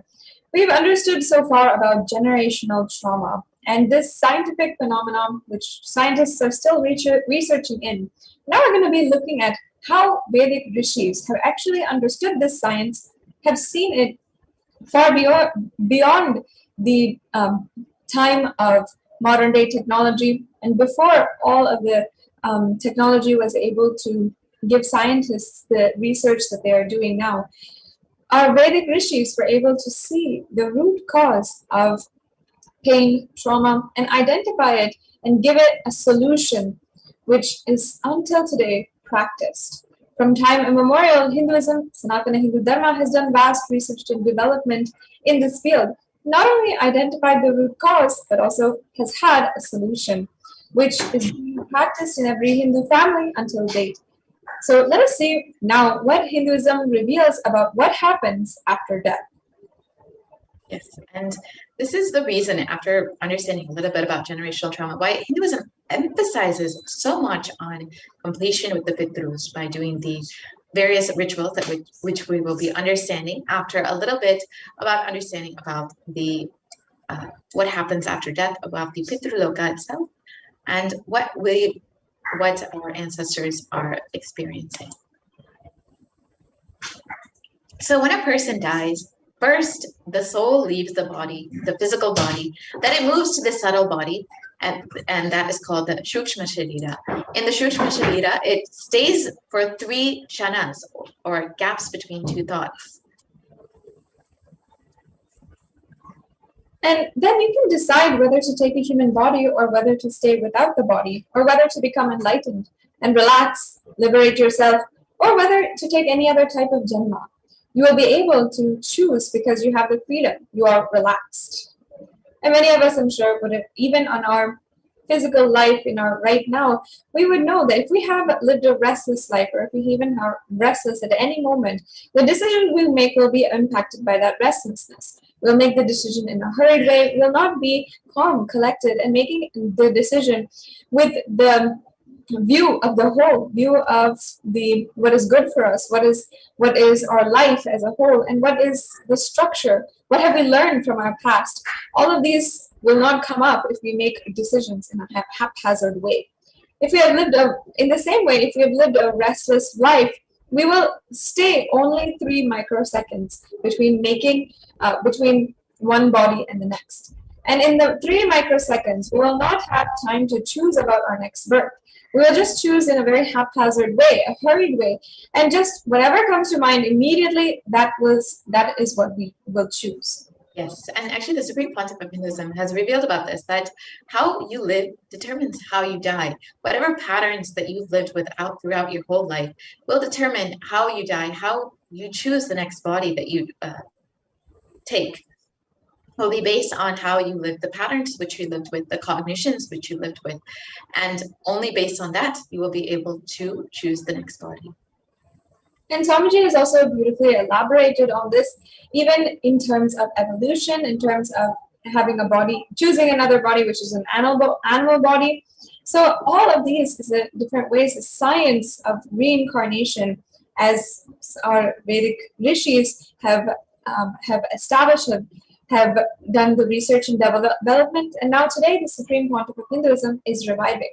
So in conclusion, if we have a peaceful life, we will have time to look into our complete samskara structure. We will be able to see how we lived this whole life. So if we've done completion, if we've experienced completion, if we've completed with our root patterns or cognitions, then we will have that space of completion when we are choosing our next life. And the last rites are done to liberate the soul, to give a good farewell. But if you are continuously bothering about that person, if that incompletion that you have with them is still there, then the soul cannot continue on its journey.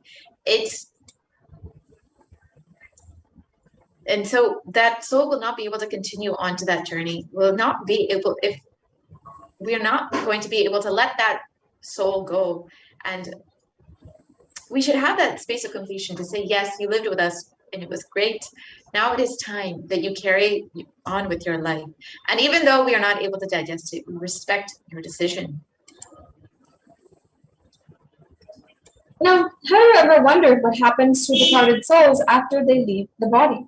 Sometimes ancestors, based on their karmic deeds, they are not able to find the next body. They remain stuck in the form of Pitru. The Pitrus have their own heavenly place, world to reside, and it is called the Pitruloka. And this is actually what Devi Parashakti herself revealed in the Akashic readings. Yes. So the offering libations of water and till, the jinjali, to the Pitrus, the deceased ancestors, the parents, and our ancestors, to satisfy and elevate them to the higher spiritual planes is called the Pitru Tarpanam. This Pitru Tarpanam is done to give a beautiful farewell to, or the release the soul from the bondages.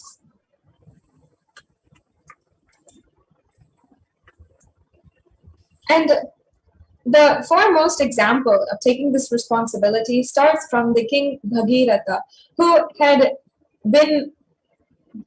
taken up the responsibility to liberate and cease the suffering of his fathers. There was a king, of course, his name was Bhagiratha, and for some reason his forefathers, his Pitrus, had been stuck in the Pitruloka, and they were unable to find a new body. And their ghosts were living in the Pitruloka, struggling, suffering. They were not liberated. So they begged King Bhagiratha to help them in some way. The king decided, I have to do something to liberate them.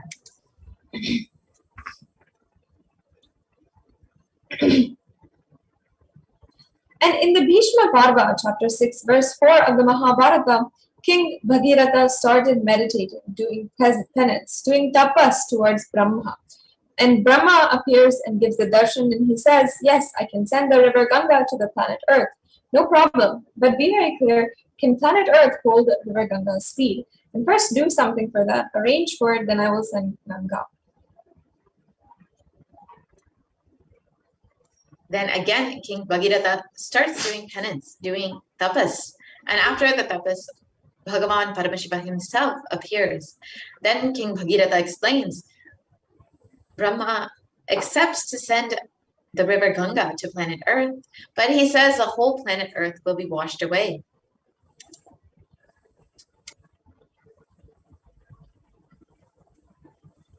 And King Bhagirath had requested humbly to Paramashiva, planet Earth cannot withstand the speed of Ganga. Please do something. You have to protect us. You have to take care of us. So Bhagavan Paramashiva says, all right, I will take care. Don't worry, tell Brahma to send river Ganga. I will take care. Then again, Bhagirath meditates.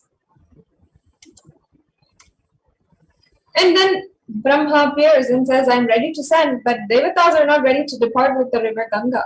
They like to take bath in the Ganga every day. It is their life source. And Ganga is not simple water, it's an energy. By bathing in that only every day, they rejuvenate their body and mind.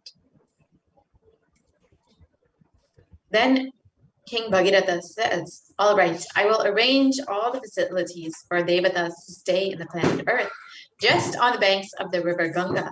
I will create cities where all gods and goddesses can live and have bath every day and have their regular routine as they have in the other lokas, as they have in the Brahma Loka.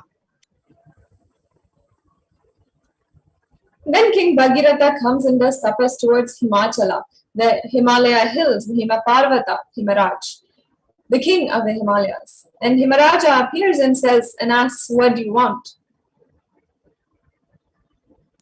And the king requests, I want you to be the host for Mother Ganga and the place where I can create a city for all the Devatas. From you only Ganga can flow. Only you can be the base on which Ganga can flow towards the planet Earth.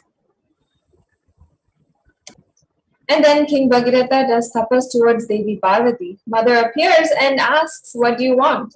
Then king says, Ma, I wanted Ganga to come to the planet Earth. I wanted your father to be a host. How can he host Ganga? Devi Parvati says, I am she is me. She says, River Ganga is the feminine aspect of me. I am the mother aspect of her. Then she goes to tell Himaraja, host her, and Himaraja accepts.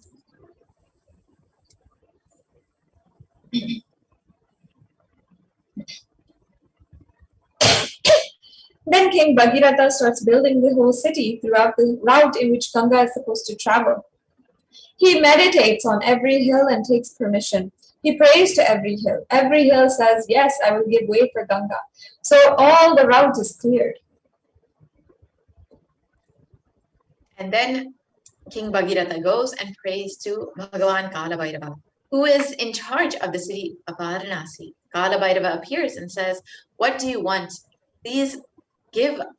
And King Bhagirath responds, please give us the way for Ganga. You should receive Ganga and give us the way.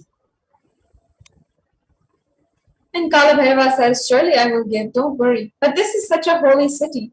Tell Ganga to take a full pradakshina of this city and go. Do pradakshina of this city and go. And Ganga accepts that, Bhagavan Kalabhairava's command, and she takes the U-turn, means the Uttarvahini. She is called Uttarvahini in Kashi. So she actually goes full turn and goes around the city and comes back, doing the pradakshina. Pradakshina means going around the city. And then suddenly Brahma comes up with the next problem. He says, you meditated and propitiated all the Devatas except Bhagavan Vishnu. Only then I can send Ganga. Then the king started meditating towards Bhagavan Vishnu. And Bhagavan Vishnu appeared. What do you want? The king shares, I wanted the Ganga to come down to the planet Earth. Unless you agree, unless you give blessings, it will not be possible. Please bless me. And Bhagavan Vishnu responds gracefully, all right, I bless you. Ganga will come to planet Earth. She will come just out of my feet. Then he says, beautiful one more sentence. Whomsoever has realized the Vishnu Maya means the universal consciousness, whatever water comes out of their feet will be Ganga. From this word only the tradition of Pada Puja starts. Pada Puja of the enlightened masters is from this tradition. And then the king again meditates on Brahma, and Brahma appears with all his glory and compassion and blesses Bhagirath. Then he prays to Gangama. Then he does tapasya towards Gangama, meditates and invites Mother Ganga.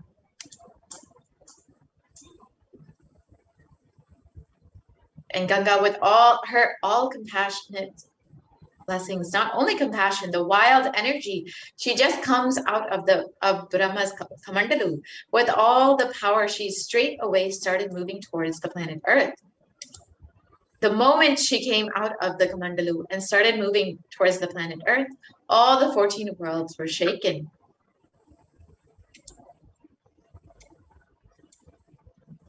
And all the devatas, all the rishis, all the munis, simply they escaped from the planet Earth and ran away because they got frightened that the pralaya is going to happen, or they thought that the end of the world was going to come. Such a power. They simply ran away from their world. They escaped. Now, Bhagavan Paramashiva beautifully appears and puts his head in between the Ganga. She straight away lands into Paramashiva's head, into the matted locks, the jatas. And the next thing, she gets locked in the jatas itself, and she is blocked. So then here on earth, King Bhagirath is sitting and sitting and sitting and waiting for Ganga for one kalpa. But what has happened? Already she has started but not landed here. He's just wondering what has happened.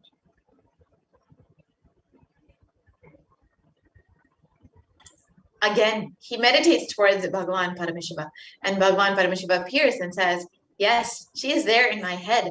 Now, what do you want me to do? But Bhagirath says, please just send her a little bit. Don't hold the whole thing. Then Bhagavan Paramashiva says, oh, is it so? All right, then he just moves one jata, one hair, and just from moving that one hair, from that one hair gap, Ganga comes out and lands in the Himalayas.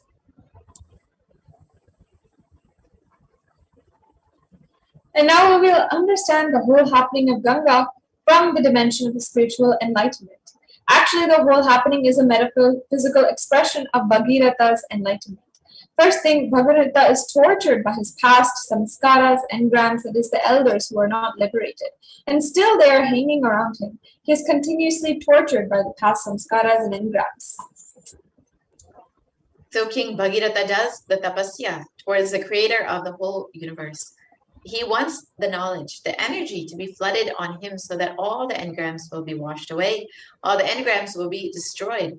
And one more important thing, when Ganga came, she washed all the ashes of Bhagirath's forefathers and liberated them.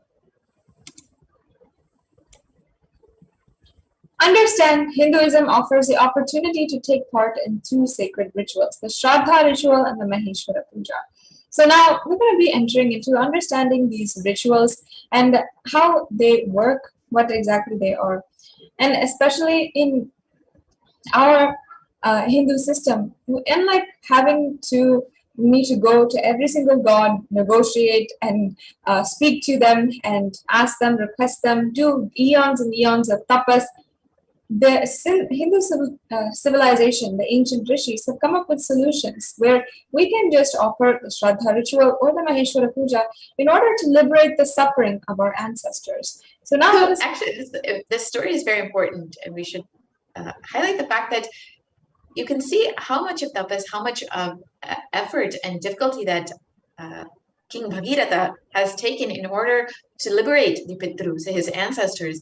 You can see how important this is in order for his own enlightenment, his own completion to happen, how important it is to liberate the Pitrus. That's why he goes through so much of effort and tapas in order to do this. You can see the importance of this from just this one story. So because of this, the importance of liberating the Pitrus, for both the Pitrus, the ancestors themselves, and for us, Hinduism has these two rituals, the Shraddha ritual, which many of us have known and many of us have offered yearly. Many people offer this yearly across India, across many Hindu families offer this. And the Maheshwara Puja, which is a very, very special ritual, which can only be offered at the feet of the avatar. So let us understand these in a little bit more detail. So the Shraddha ritual, here's the Shastra Pramana from it. This is from the Shaiva Shraddha Vidhi, where it says, the ceremony which has told now is known as the Shaiva Shraddha. This type of ceremony is to be for those who had been blessed with Nirvana Diksha, Prasadakas and Deshikas or Acharyas. For the persons who had been Samayan or Putrikas, another type of ceremony known as Rudra Shraddha is to be performed. In this kind of ceremony, the names of the Pitrudevas are Rudra, Skanda and Ghanadisha, and the names of the Vishwadevas are Chanda and Mahakala. For other initiated persons, Laukika Shraddha is to be performed. In this type of Shraddha, the names of the Pitrudevas are Brahma, Vishnu and Isha. And the names of the Vishwadevas are Surya and Yama.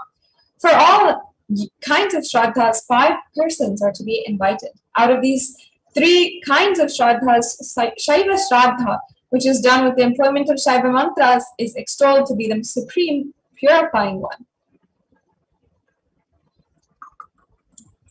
Yes. So this mantra or this describes how the Shraddha should be done. Now let us understand a little bit more about Maheshwara Puja. Maheshwara Puja allows for the liberation of ancestors through the living avatar. It is offered to those souls who are no longer alive so that they can rest in eternal peace.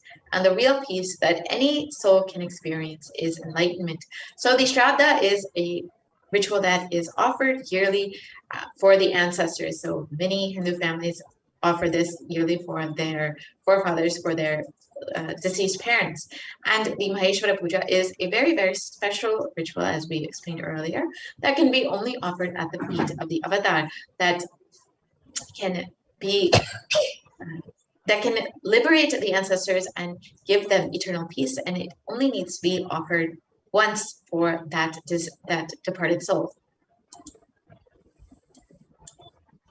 So now, the Supreme Pontiff of Hinduism has, of course, given us elaborate detail and profound cognitions and understandings about the Maheshwara Puja. So let us understand about the Maheshwara Puja from the Supreme Pontiff of Hinduism himself.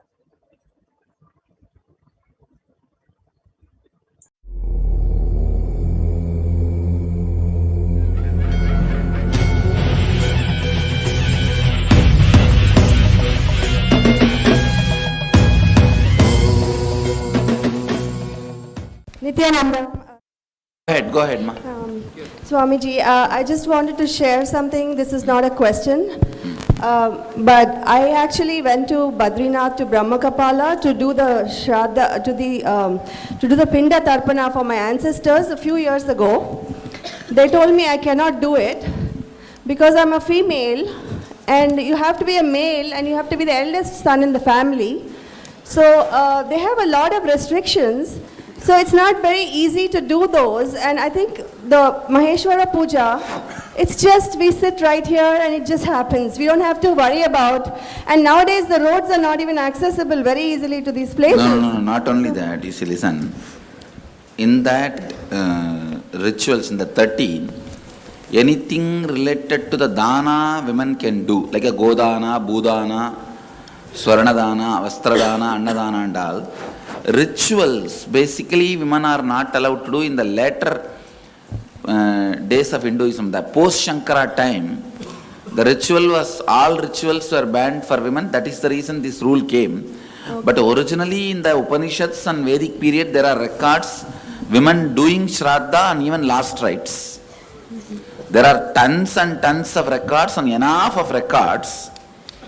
And even the Shraddha mantra, in Shraddha mantra, where the priest asks the person who is giving Shraddha to hold the rice and the til, he addresses male and female. Please understand, he addresses masculine and feminine. And there are at least few places we have enough references and enough of evidence where women were asked to give Shraddha and participate in the rituals. Now what you are saying that in Badri it is not happening is just the recent times, maybe last 600, 700 years, the male chauvinistic. That is the reason the Shraddha was stopped for women. You guys take this reference and go and do Shraddha in Badri and tell them, my Guru is Mahamandaleshwar, he has given this reference. You tell whether this sutra is right or wrong. Yes, Swamiji. Is this sutra original? Is this mantra original? Yes. He says, yes, it is original. Then allow me to do Shraddha. That's all. Yes. Swamiji, Pitru Doshat Kaga Pandra Puja, Maheshwara Puja is the same. Yes, it is one and the same. Swamiji, what if we don't have any photos or any birth time? No, I cannot do Maheshwara Puja. You have to have either birth chart or the photo. Without that, I won't be able to offer. Swamiji, go ahead. While in Kailash, with you, we paid the tarpana, what are the... Then I think that's enough. That's enough. Second is, when you say they will be relieved of all the, after the Maheshwara Puja, relieve of all the karmas. I thought it's only the incompletion. All your karmas are actually incompletion. Even the past life? Yes. Okay. Even the need for breathing is an incompletion. No, my question is this. In the present life, there are the incompletions, let's say. But the karma is also from the previous life with somebody else. In the past life incompletions only, you bring it as a karma in the present life also. With the same soul? May not be same souls, but the carrier is the same soul. Na? See, for example, past life you would have had a fight with your husband. This life you may be having a fight with your wife. But the pattern is same as far as the recording inside as a karma. Right, but it's like my father. I might have incompletions which I took care of in Kailash. That's all, that's enough. Right, but his previous Jalma, what happens with that? I say, when in the Kailash, when we gave Shraddha and all, whatever is other baggage he has, that also will melt down because we have given it in an elaborate way. Don't worry. Thank you, Swamiji. Swamiji, you said 13 days, within 13 days if you give do Shraddha, the soul which is born will get released of all the karmas. And suppose he has taken another birth, and within that 13 days if we do the Maheshwara Puja, he will, in another body he will get enlightened and leave the body as well? Or no, he will leave the body and he will not have karma. He will not take another one body, which means enlightenment. Okay, but that life he... No, that body which he has taken itself will be dead. Okay. The child will be dead within maybe 4 or 5 days. Even if it's a healthy baby, the moment you have done Maheshwara Puja... So, the milk he drank, he will digest for 3-4 days and that's all. How about the incompletion that the parents have towards the... Each soul is an individual soul and their journey matters. They will have another one kid, that's all. The individual soul's journey is more important than any relationship related thing. That comes as first priority. Second only this. Swami, what happens if the 13 days passes away? If the 13 days is passed, I won't be able to liberate that child immediately. The further accumulation of the karma and the incompletions can be reduced. Life will be better without the influence of this load. That's all. But immediately the child cannot be liberated and all. So if something happens, we have to do it within 13 days. Soul will leave the body. It will not take one more birth. I'll cut the U-Haul service. Not only that, even if I'm in the road when I am traveling, if a dead body is being taken, that's all. Anything falls into my breathing space, even without knowledge, by accident, means when I am driving, there is an accident in the road and the body is still there, means over. That fellow is liberated. He can't have one more body. Because the U-Haul service will be disconnected. My breathing space is such, all U-Haul service will be disconnected. Means the karma carrying umbilical cord will be disconnected. So that cannot survive in my breathing space. So Swamiji, all the bodies that when we are sitting in Manikarnika Ghat, Whole thing is liberated. Whole thing is liberated. Yes. All these fellows are liberated. at least 40-50 were there. More than that. Swamiji, when I was in Hardwar, there was a sadhu who was on the bridge, and I put some money under his coat, or his blanket, and I realized that night that he was dying. So I went back the next day, and I checked on him, and he was almost dead. And when I put the mala, I took off my mala, and I put it on the top of his head. He shuddered, and he died. It is good. It means you liberated him. You helped him to free. You put him in connection with me before he was dead. That's good. Go ahead. Swamiji, you said the souls, even as long as they're in their breathing space, they get liberated. So does that mean it only can happen in your physical presence around your breathing space? No. In my physical presence happens. When I connect with them also, that they become part of my physical presence. Okay, so Swamiji, let's say we have a deity which has been done prana pratishtha or your paduka which represents your presence there. So if that will not be able to have such a strong radiation over a human being, because that being has to connect with it. Okay. In my case, he doesn't need to connect. I myself can be actively involved in it. A deity will not actively involve. It will only wait passively, and whoever comes will be gracing. The Markandeya was active. So that person who is dying, if the person is active, the deity can do the job. Go ahead. Where? Swamiji, if a person does suicide in your physical space, then? No. If a person commits suicide, even in my physical presence, I will not be able to help. Because it is a abusal. You are fighting against God. When you asked and He gave you the body and you destroying it is directly fighting against the cosmos. So nobody can help you. Swamiji. Nobody can help the person who commits suicide, even in my physical presence. Swamiji, even animals assume a new body within 3 seconds, other than human beings. No. Animals, when they evolve only, they assume a human body. That also happens within 3 seconds. Swamiji, if the body wants to, if the soul, which has been born in a new baby, if you have liberated it, if it still wants to hold on to a body, get a new body? No, it won't want to. When the karma baggage is not there, it will feel free and just jump out. Who wants to be inside the body when there is no karma baggage? Swamiji, how is it then with enlightened babies getting born? Babies, enlightened children getting born. They don't have karma, right? So why do they keep their body? No, that is incarnations. It's not that. Normally, all the children are born enlightened. No. They need karma to retain the body. Yes. Swamiji, in the back. Even in our end pregnancy, we bring a possibility for enlightenment more. Babies themselves are not completely enlightened. The possibility for enlightenment is more. And they are brought up in such a way that when they grow up, they will become enlightened. That's not that they are already enlightened when they assume the body. Next.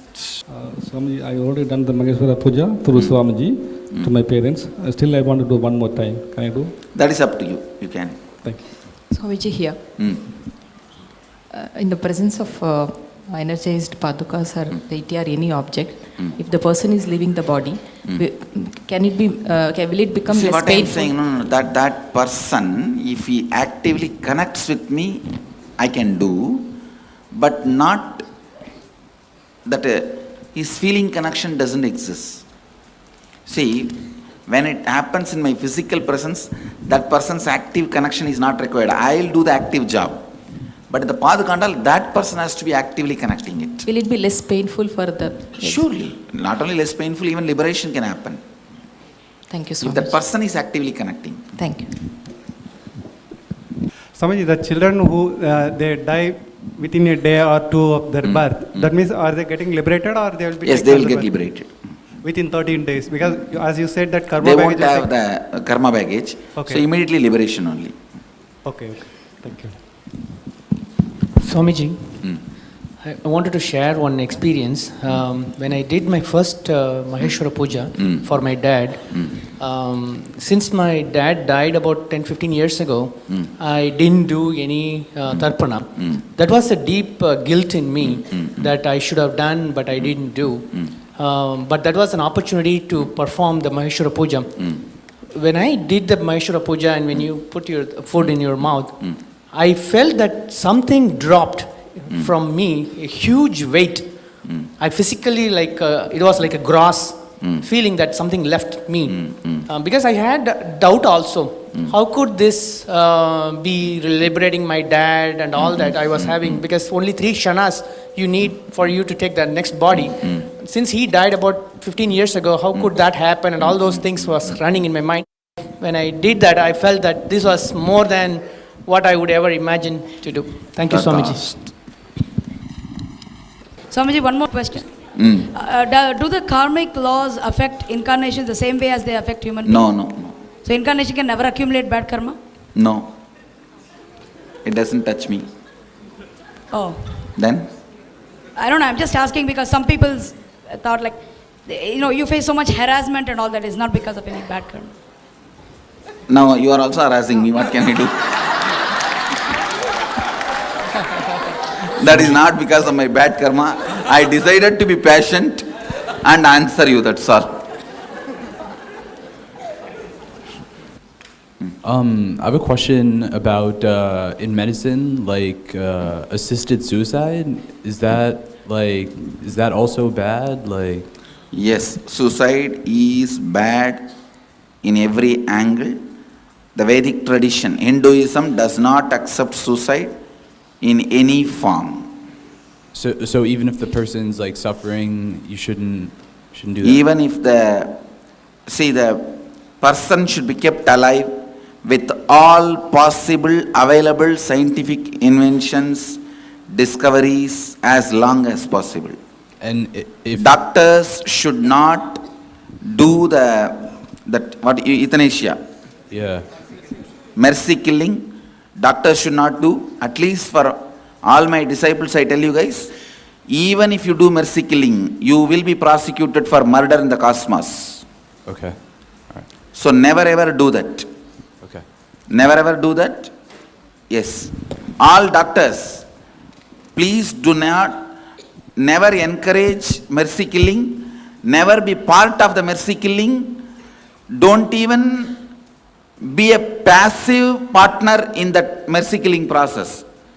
Cosmos records it as a murder.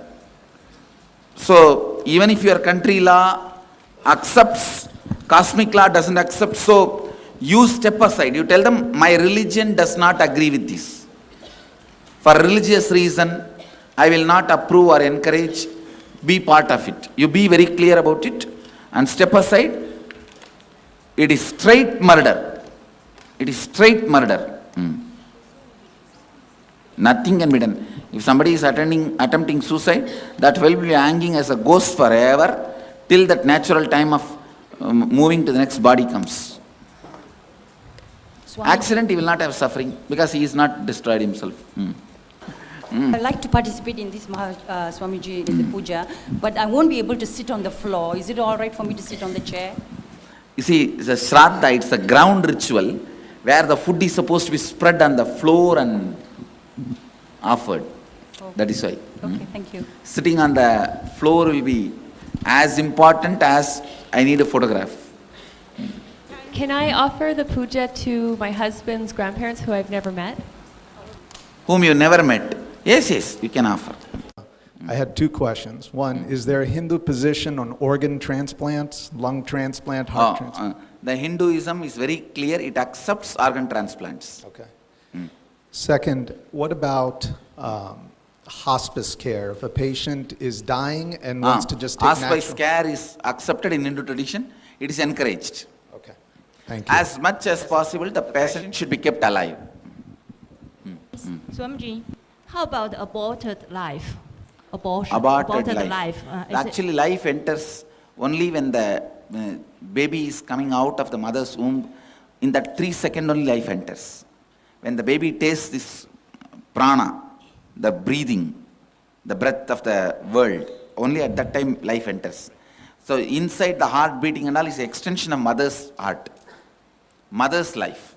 Thank you. In one body, please understand, inside one body, two lives cannot exist.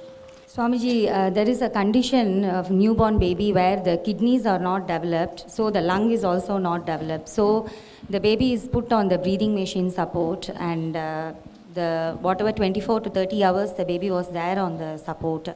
So there is not a clear, we were unable to see whether even adding a blood pressure support medication for a low BP, whether will prolong the baby's life or not, because the lung is not developed, so the baby is going downhill on the breathing machine support, which is considered maximum for the breathing aspect. So you have done everything best and then baby dies, no problem. But anywhere you lack, it is murder.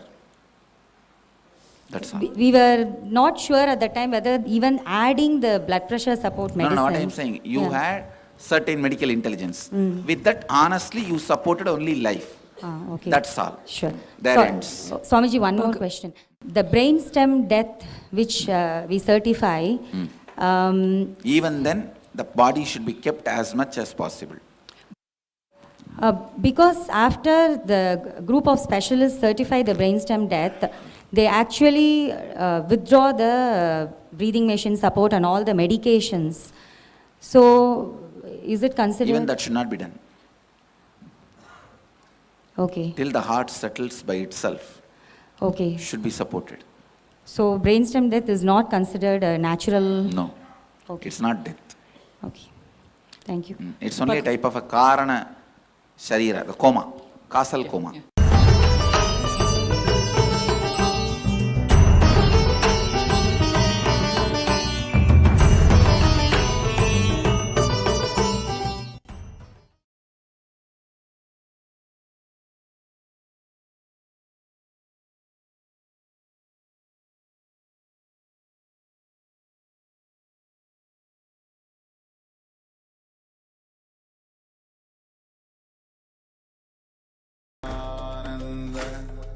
Paramashivoham. Om Nithyananda Paramashivoham. Om Nithyananda Paramashivoham. Om Nithyananda Paramashivoham.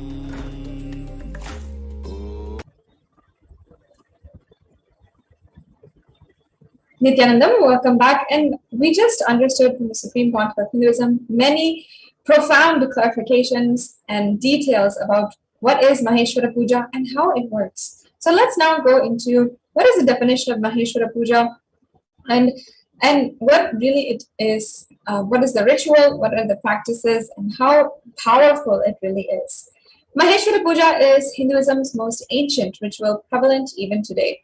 The ritual is offered in memory of a person who is no more, and Maheshwara Puja is offered by loved ones of the deceased to bring intense completion.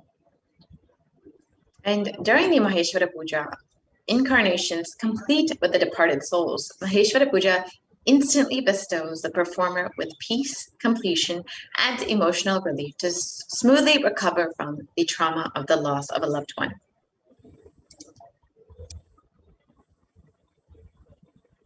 Completion means living and acting without any hangover of the past incidents, words, actions, or memories. When you are in completion, you will remember past incidents and actions, but they will no longer have power to cause pain or anger or guilt in you anymore. And during the Maheshwara Puja, your request for completion is offered in the form of bhiksha, or food to the avatar, the incarnation as per Hinduism, and only the avatar can trace the departed soul in the cosmos and relieve both you and that being, the departed soul of the incompletions.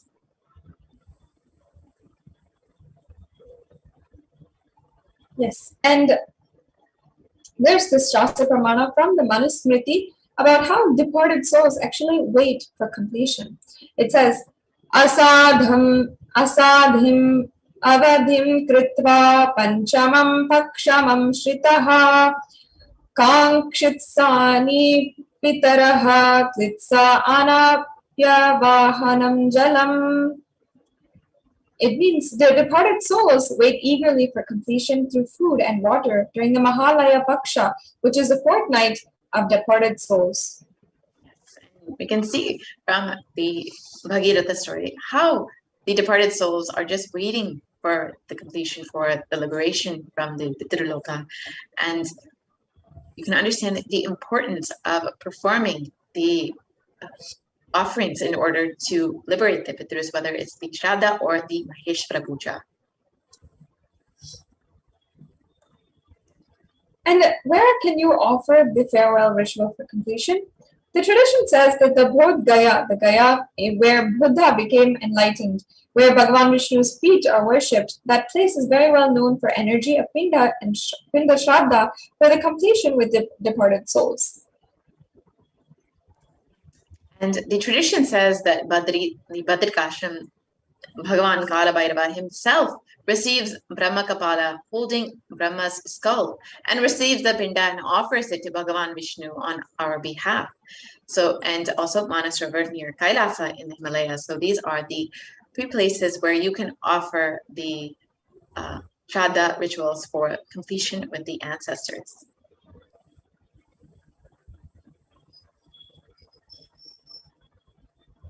And the avatar is said to be all three: the Brahma Kapala, Manas Sarovar, Kala Bhairava's body, Badrikashram, and the Vishnu's feet, which is in Bodh Gaya. So offering the Maheshwara Puja with the grace, the blessings of the avatar is going to be extremely powerful method of completion for you and also the departed soul. Yes, it is equivalent to offering the Shraddha rituals at all three of these sacred places.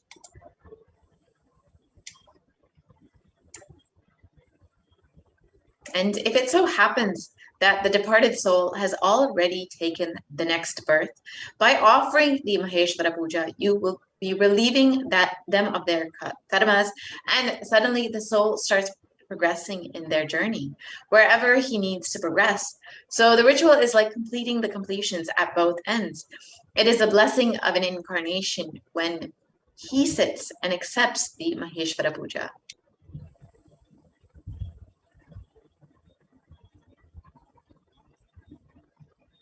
And as we have already understood today, with the story of Bhagiratha, the river Ganga is considered as a river which is there in the higher lokas, and it is there with the Kamandalu of Brahma. Means this is the energy, this is the water energy of existence. Yes, so let us understand a little bit about Kailasa's Maheshwara Puja, which the Supreme Pontiff of Hinduism has been making available for humanity over the last 27 years continuously. And over the last 2 years, since the beginning of this pandemic, since the beginning of Pralaya, the Supreme Pontiff of Hinduism has made the Maheshwara Puja available. Kailasa has made the Maheshwara Puja available twice a month on the no moon day and the full moon day for all the departed souls who are experiencing the suffering or incompletions at this time, in order to liberate them from these incompletions, these sufferings that they may be facing. So let us understand and hear a little bit more about the offering. Maheshwara Puja, once again, is the offering of bhiksha or food to the avatar along with his monastic disciples, sannyasis and brahmacharis in the path of sannyas. And in this puja, the sannyasis are treated as Lord Paramashiva himself and are offered the bhiksha and fed. You can see here in this picture all of the sannyasis seated for the Maheshwara Puja.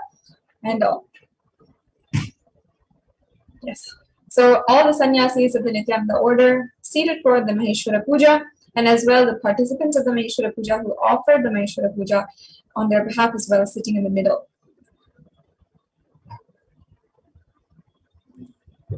Yes, and now, as we explained earlier, the Supreme Pontiff of Hinduism has been continuously making the Maheshwara Puja available for humanity over the last 27 years. So let us look at a recap of some of these Maheshwara Pujas.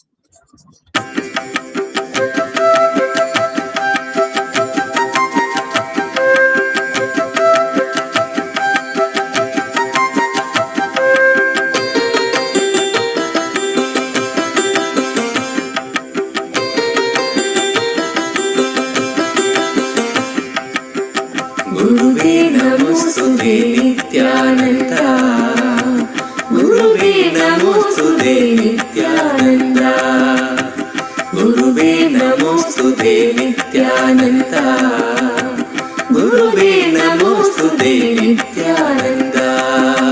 Ajam nirvikalpam nirakaramegam niranandamanandam advaita purnam param nirgunam निर्विशेषं निरीहं परब्रह्मरूपं नित्यं भजेम अजं निर्विकल्पं निराकारमेघं निरानन्दमानन्दमद्वैतपूर्णं परं निर्गुणं निर्विशेषं निरीहं परब्रह्मरूपं नित्यं भजेम.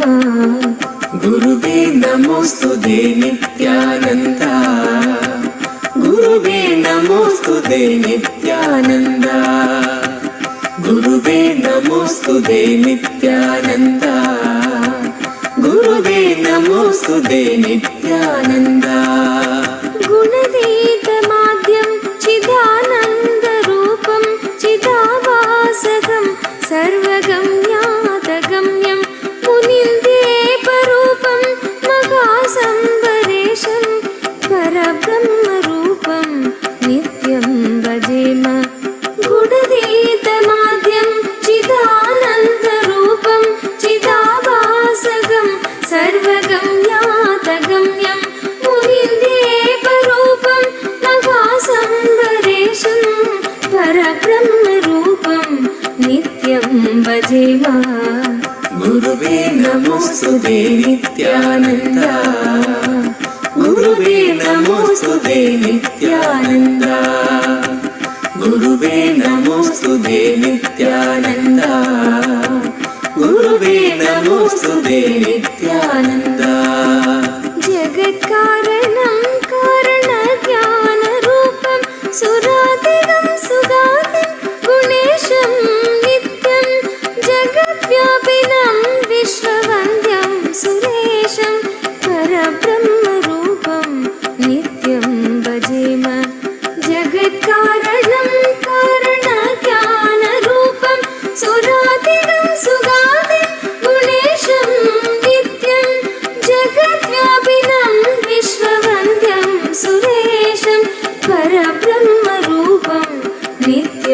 भजेम गुरुवे नमोस्तुते नित्यानन्द गुरुवे नमोस्तुते नित्यानन्द गुरुवे नमोस्तुते नित्यानन्द गुरुवे नमोस्तुते नित्यानन्द रजो योगतो ब्रह्मरूपं हृदिज्ञं सदा कार्यशक्तं हृदाचिन्त्यरूपं जगत्कारणं सर्वविद्यानिधानं परब्रह्मरूपं नित्यं नता स्म रजो योगतो ब्रह्मरूप.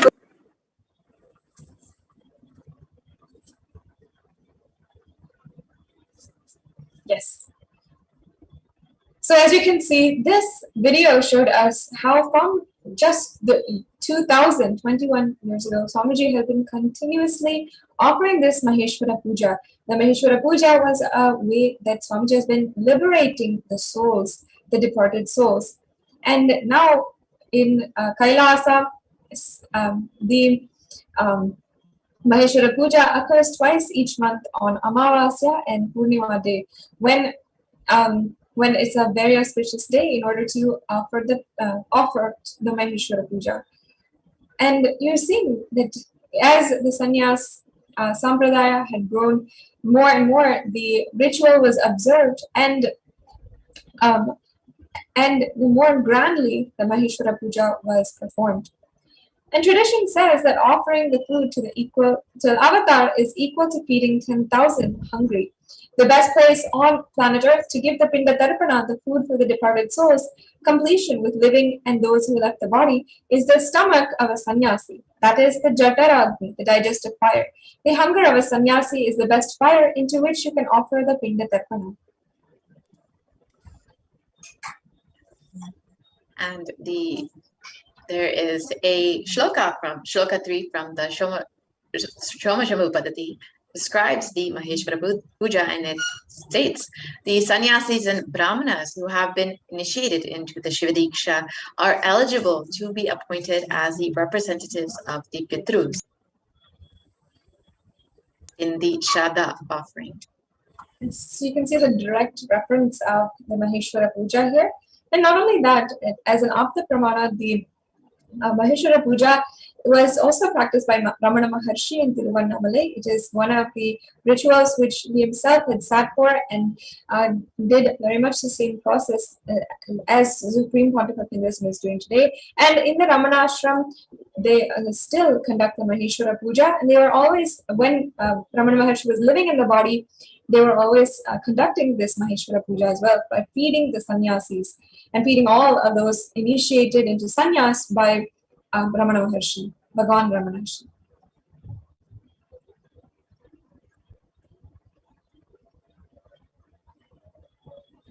And the Shraddha, the ritual offering to the departed souls, reaches the Pitrus, the departed ancestors, directly. The Maheshwara Puja is 1,000 times greater than offering any Shraddha, any Pinda in any river, any water body, any lake, any holy land, any holy place.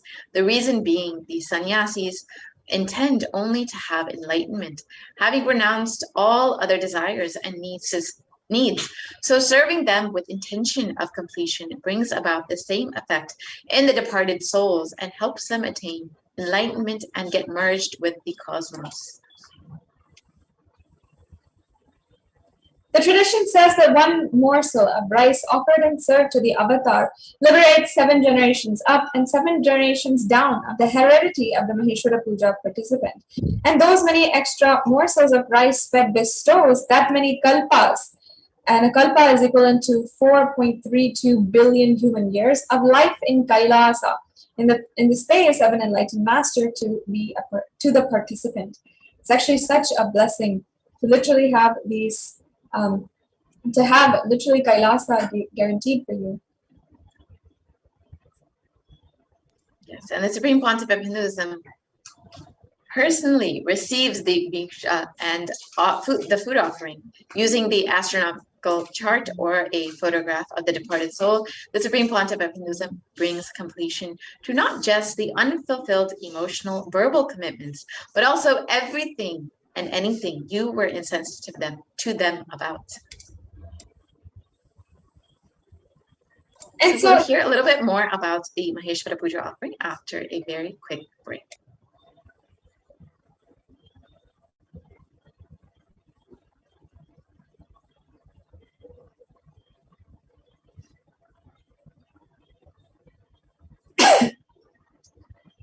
Just be alive for next 3 years. Don't die within next 3 years.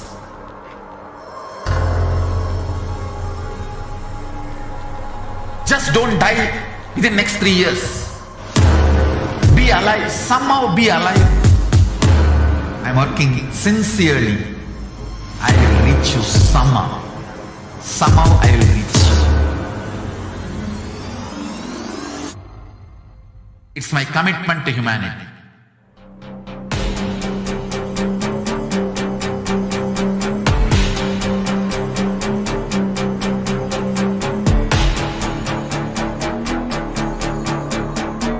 Just don't die within next 3 years. I will reach you wherever you are, whichever corner of the world you may be. I will reach you with enlightenment. You manifesting the space, state, powers, being Paramashivoham. It is possible, and it is possible for you.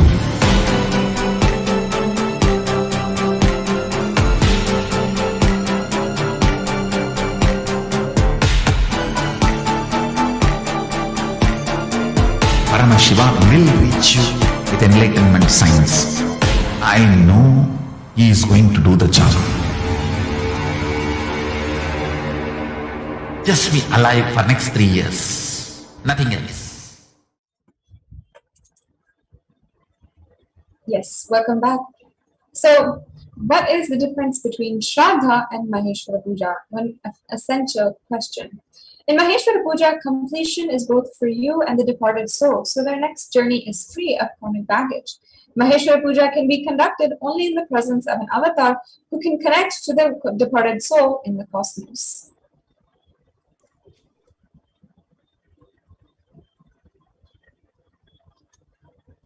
And you may be wondering if you can offer the Maheshwara Puja for yourself. And the answer is yes. KAILASA accepts the request to conduct the Maheshwara Puja for individuals. Please note that it is for you only.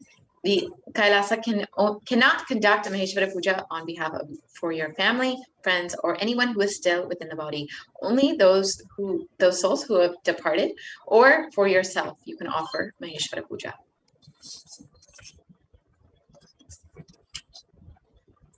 If you have any questions about offering the Maheshwara Puja, if you want more information, you can place your request at KAILASA's kailasamailer.com/sevas, and KAILASA service will be reached out to you immediately.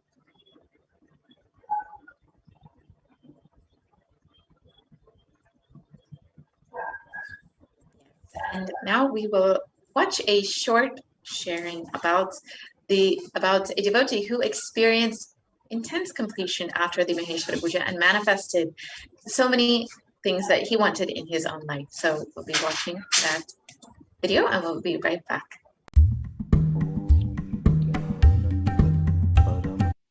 Nithyanandam. I'm grateful for this opportunity to share a few words about Swamiji, about my association with Swamiji.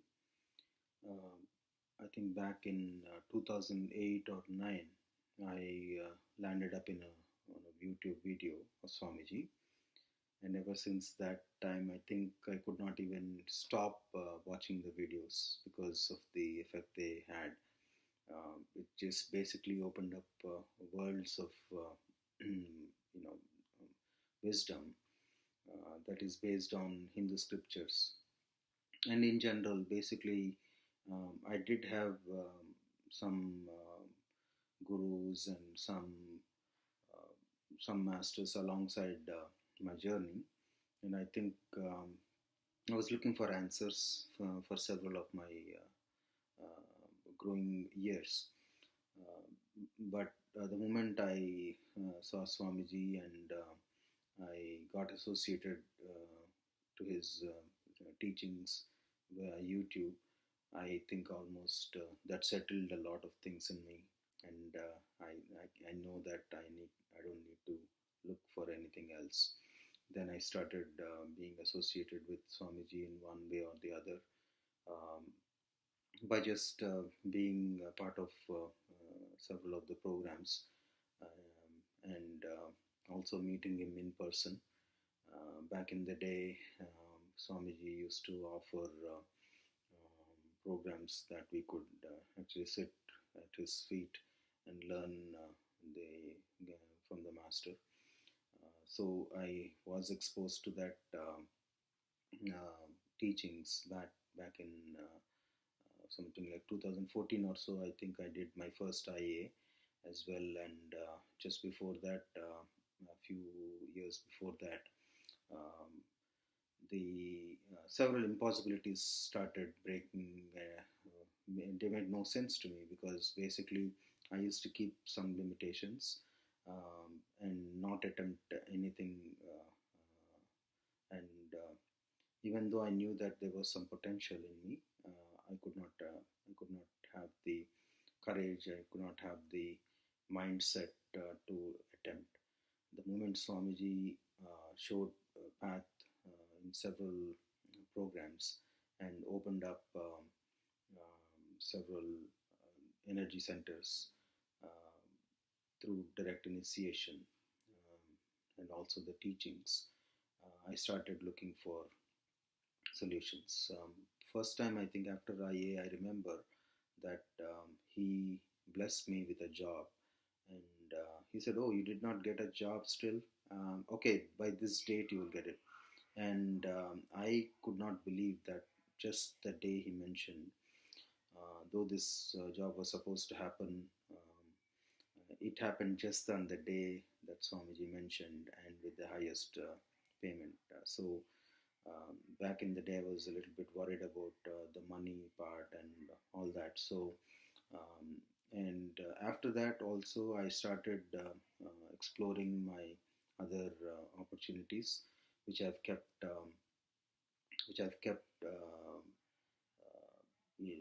in the background and was not attempting. So I bought a franchise. Several things that I wanted to do earlier in my life started opening up, and my relationships and several other areas.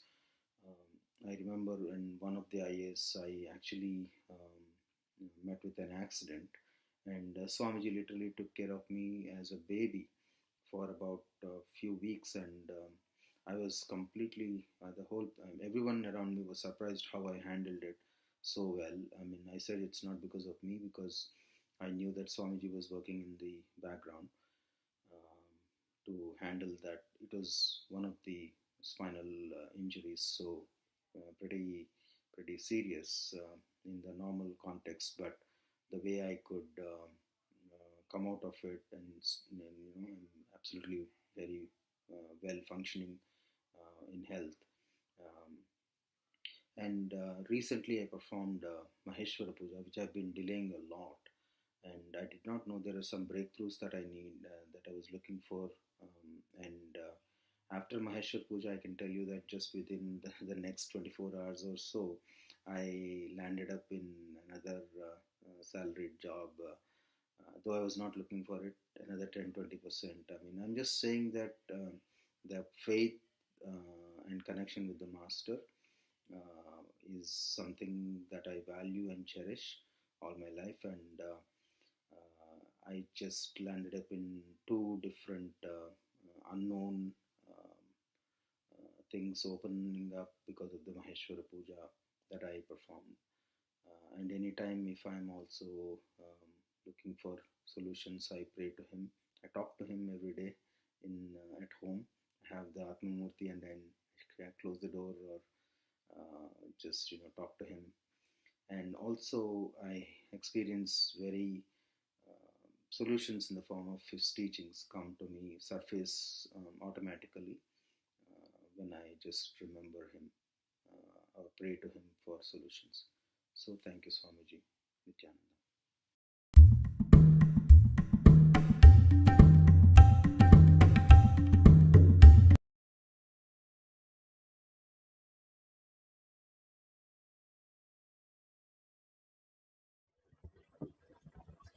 Yes, so after that wonderful sharing, now we will be moving on into the next segment of today's program. We'll be hearing a little bit more about Maheshwara Puja, the various different experiences, and also all of the other offerings that you can make to Devi Parashakti.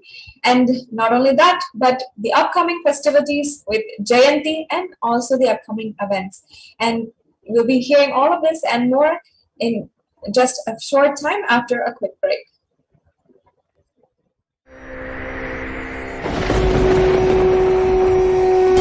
Ultimate divine descends in human body and expresses its extraordinary powers and experiences playfully. Sundareshwara is the embodiment of this statement.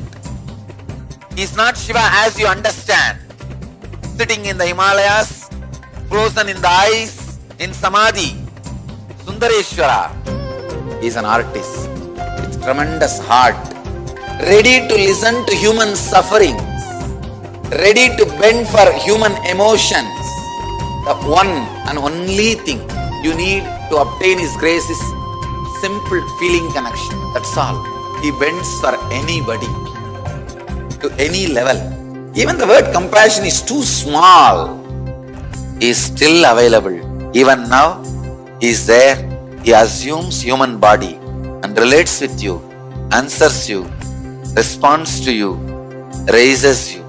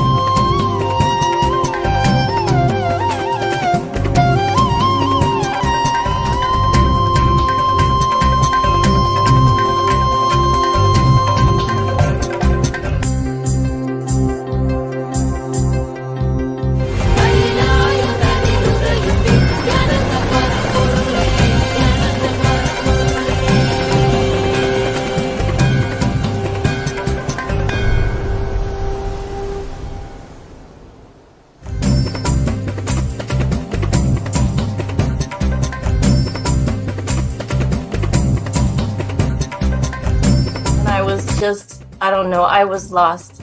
And then he was done speaking, and just tears just started pouring out of my face. I'm just like, ugh, I don't know what just happened. It was just like unbelievable, just unbelievable. I was just, I'm shaking now just remembering it. I don't know what shifts inside you. It's just, I literally felt the strong initiation happening at that time when Swamiji blessed. I don't know, it just puts you in some different world altogether, and suddenly everything seems possible. Everything seems, like that impossibilities in that 1 second, fraction of a second, that impossibility drops from you. And you just, everything seems possible, that you get into that space of possibility. And I think, that is the greatest, dropping the impossibilities is really, and something changes in you, something shifts in you. You can physically feel the change. And the energy that is generated, it really, it's phenomenal.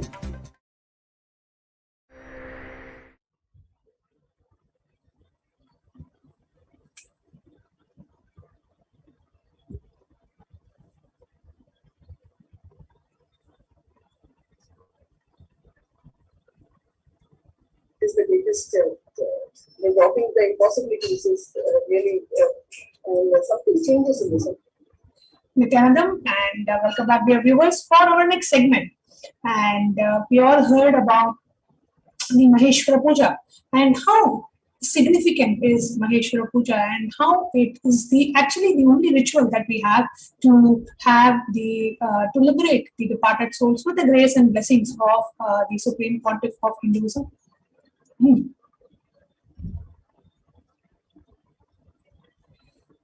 And in this segment, we are going to share with you about just one testimonial on how, what really happens. I was a personal witness to a specific incident that happened in the year 2013 with the Supreme Court of Hinduism, as the Maheshwara Puja was happening during one of the programs that we had, and it was a memorable experience for me.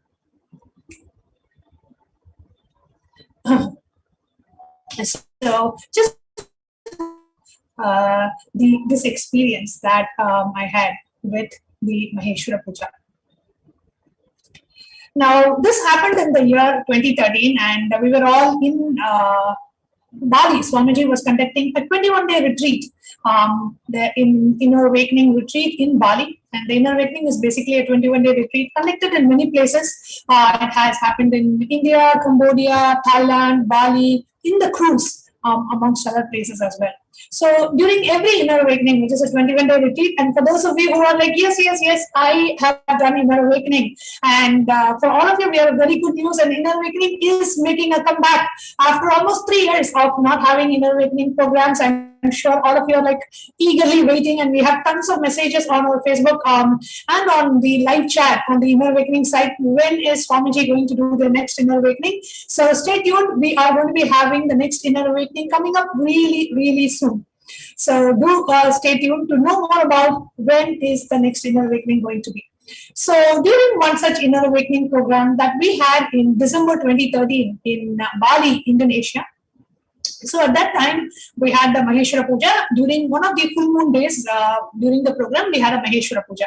And you're actually seeing Swamiji sitting in the main hall for the Maheshwara Puja. So the Maheshwara Puja is when Swamiji and all the monastic disciples, like you see in the picture, all of us sit and the food offering is made to Swamiji and all his monastic disciples. We partake the Pinda Prasada. And the food that is partaken is connected to the completion of the departed souls, and the departed souls experience completion. So during one such Maheshwara Puja, what happened was, we typically what we do is all the participants, whoever wants to receive blessings for the departed souls, they submit their pictures either in print or via email. Then we make a board. You can see in the picture that you see on the screen. So there is a board where the pictures of all the departed souls are pasted. And as Swamiji partakes the Pinda Prasada, Swamiji looks at and connects to all the souls that have the departed souls, and Swamiji liberates them. So the puja was happening. We chant the Sankalpa mantra, and then the 15th chapter of Guru Gita, and then the Guru Puja starts. So the chanting is going on, and Swamiji, what we do is, traditionally what is to be done, the sannyasis go for begging, get the food that is begged, and cook together, and then the Guru mixes all the food, and Guru gives the food from his own hands. Here we don't go for physical begging now, but it's all online. So here the participants, they offer their contribution, and the food is prepared. And here you see in the pictures of all the departed souls are pasted in the board, and Swamiji looks at all the departed souls' picture and he liberates them. This is the whole ritual. So as we were finished the chanting and Swamiji was mixing the food and partaking the Pinda Prasada, as Swamiji put one handful of food in Swamiji's mouth, immediately Swamiji took the mic and he announced that Swamiji got a message from Pitruloka. Okay, so Pitruloka is a different dimension which is between just above the planet Earth. We have the Pitruloka, a separate space where all the departed souls, before they get their next body, all the departed souls, they stay in the Pitruloka. So Swamiji got a message from Pitruloka that one of the beings whose pictures that was pasted in the board is still alive. That person is not dead, but the picture somehow made it up to the screen. And the person is still alive. And if Swamiji, as Paramashiva, accepts the Pinda, accepts the Shraddha offering, means the offering for the departed souls, then the Pitruloka, they will have to take the life of that soul and then accept the Pinda, accept the Shraddha, the food offering. So this is the message that the Pitruloka has sent, has told Swamiji. Swamiji, this one soul who's still alive. If Swamiji accepts and offers the Pinda, then we will have to take the life and accept. Because when Swamiji does something, they have to accept it. It cannot be that Swamiji, does a Maheshwara Puja offering and Pitruloka doesn't accept. It cannot be like that, right? So the ultimate and utmost respect to Paramashiva. So this is the message they sent back saying, Swamiji, please, we don't know what to do. This one person who is still alive. So then immediately Swamiji took the mic and announced, saying that one person in this photo is one of the departed souls, or one of the person's picture is here, is not yet, he's still alive. So immediately all the participants were called and we told them, please check every picture, every person in the picture, every face that is shown, please check thoroughly. And after we thoroughly checked, we came to know that one participant, out of her unawareness, she had given the picture of, I think, her mother, if I'm not wrong. But in that picture, there was one other person in the picture along with the mother. It was like a group picture, but she forgot to crop out that person's face. So we immediately removed that and we cropped it out and put it, and then Swamiji accepted offered the pinda, and the Pitruloka accepted it. So please understand, every offering that is made during the Maheshwara Puja is directly accepted and by the Pitruloka, and it is directly related to the completion of that soul. So Maheshwara Puja is a very, very, very sacred offering.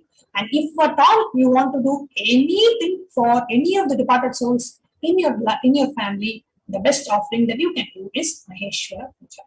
So you can go ahead and register for the Maheshwara Puja by visiting our website www.kailasamaila.com/sevas. And we have a very beautiful, one of the devotees who offered the Maheshwara Puja, Murthy Aduriyaya from the US. Has immediately after he offered the Maheshwara Puja, manifested 2 new jobs. Within 48 hours, he manifested 2 new jobs. And we had one more devotee who, right after offering the Maheshwara Puja, the devotee had a case which was pending on for 2 years and couldn't come on trial, and they didn't have a date for the next 6 months. Immediately, within 24 hours after the Maheshwara Puja, after the completion happened within her, she immediately got the court date preponed.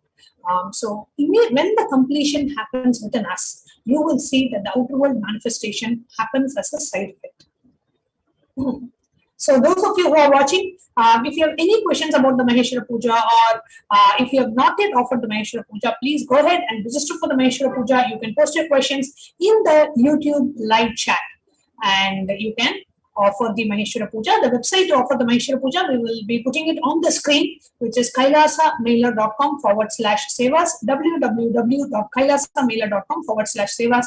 You can go ahead and register for the Maheshwara Puja offering. The next Maheshwara Puja is happening on the full moon day, which is the 19th of December. 19th of December, we have next Maheshwara Puja, so do not miss offering the Maheshwara Puja. So let's now enter into the next segment, where we are going to share with you the offerings that we have to Devi Parashakti, the various offerings that we have to Devi Parashakti, and the significance of connecting with the divine, connecting with the deities. I have a very interesting personal experience to share with all of you, how important and how easy it is for us to connect with the deities. And I have my own personal experience that I would like to share with you, and then we will be entering into the various offerings that we can make to Devi Parashakti. So this was way back in the year 2008-2009 time frame. I was still working as a software engineer in Microsoft, and I was also a priest in the Nithyananda Paramashivam Devalaya in Seattle. So Swamiji's temple. I got trained as a priest, and I used to offer my priest services like a puja charya. So my routine used to be 3 days a week. I have to go in the morning from 6 to 9, 3 days a week. I will have to go and offer the Suprabhata Seva, means waking up the deities from bed and offering the Abhishekam to Paramashiva, and offering the break, like the Naivedya Seva. And after that, 9 o'clock it will finish. So it is like a 3-hour ritual. From sharp 6 you have to start, you have to wake them up, and sharp I think 9 o'clock you have to offer the 8:30 or 9 you will have to offer the breakfast, and then by 9:30 I should be done. So I can go to the work, and I'll be at work before 10 o'clock. So this is my routine.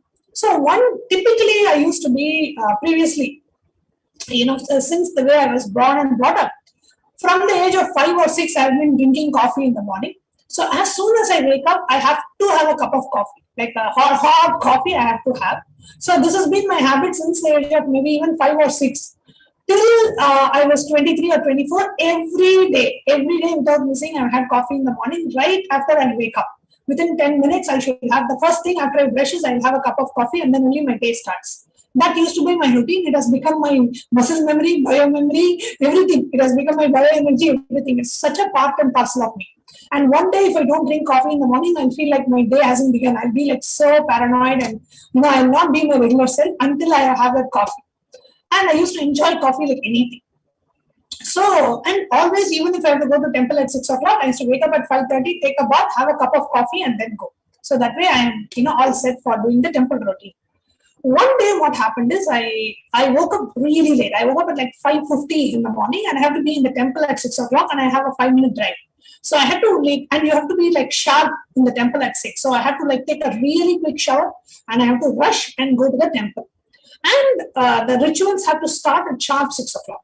So somehow I just managed to reach the temple at 6. Sharp 6 I somehow managed, but there was absolutely no way I could have had my coffee. Right, because there's no time to hardly any time to have a very quick bath. So I had to take a bath and I had to rush, and there's absolutely no time to have a cup of coffee. Even if I had 1 minute, I would have made and I would have drunk on the way, but I didn't even have that 1 minute. So I had to go. So 6 o'clock, I have to start the ritual, and there is no other replacement puja charya at that time, just for me to finish my cup of coffee and continue. So 6 o'clock, I started the ritual, and the ritual continued. And I'm like, I have to first wake the deities from the bed. Then I have to give a, bath to Paramashiva. Right? Abhishekam has to be done to Paramashiva. And I was always, until I met Swamiji, and of course after that also, always used to be a great, devotee of Paramashiva. I used to really enjoy connecting with Paramashiva. So I'm here and giving the bath to Paramashiva, and I'm like, inside me, it is like, you're making me give bath to you. You don't even give a cup of coffee to me, but I have to do all this to you. Inside me, there's so much of resistance and fight going on with Paramashiva, saying, you're making me do all this, but won't you not even give me a cup of coffee? They tell that you're a great Ashutosha, you're a great compassionate being. All I'm asking is 1 cup of coffee in the morning. I'm not saying I will not do rituals to you, but I could have done after I had a cup of coffee. All that I'm internally fighting, but externally I'm doing all the rituals. I am giving bath to Paramashiva, I am chanting the mantra, and I am doing the alankaram, all that I am doing. So from 6 o'clock I have not had my coffee, and by 7 o'clock I am having a bad headache. And because I have not had my coffee, and so I'm having a very bad headache, but I am continuing to do the rituals. So one side I'm like, why are you making me do all this?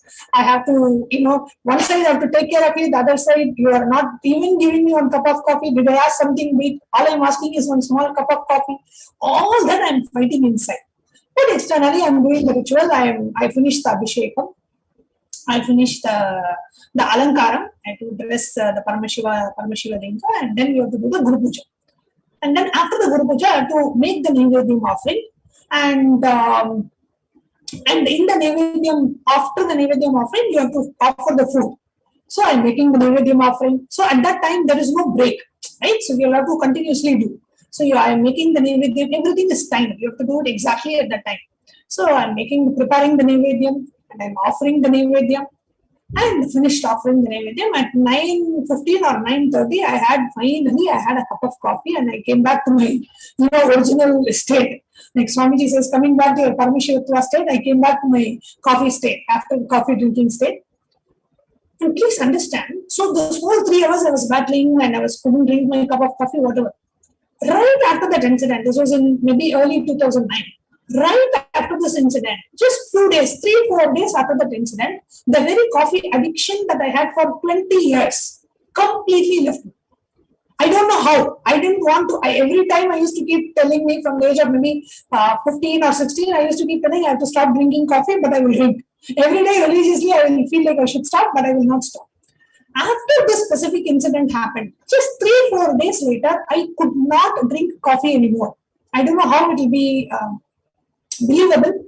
It's not that I dropped it, the coffee dropped me. I could not take, even till date, I cannot take a sip of coffee. Even if I take 1 sip of coffee, I'll have a splitting headache.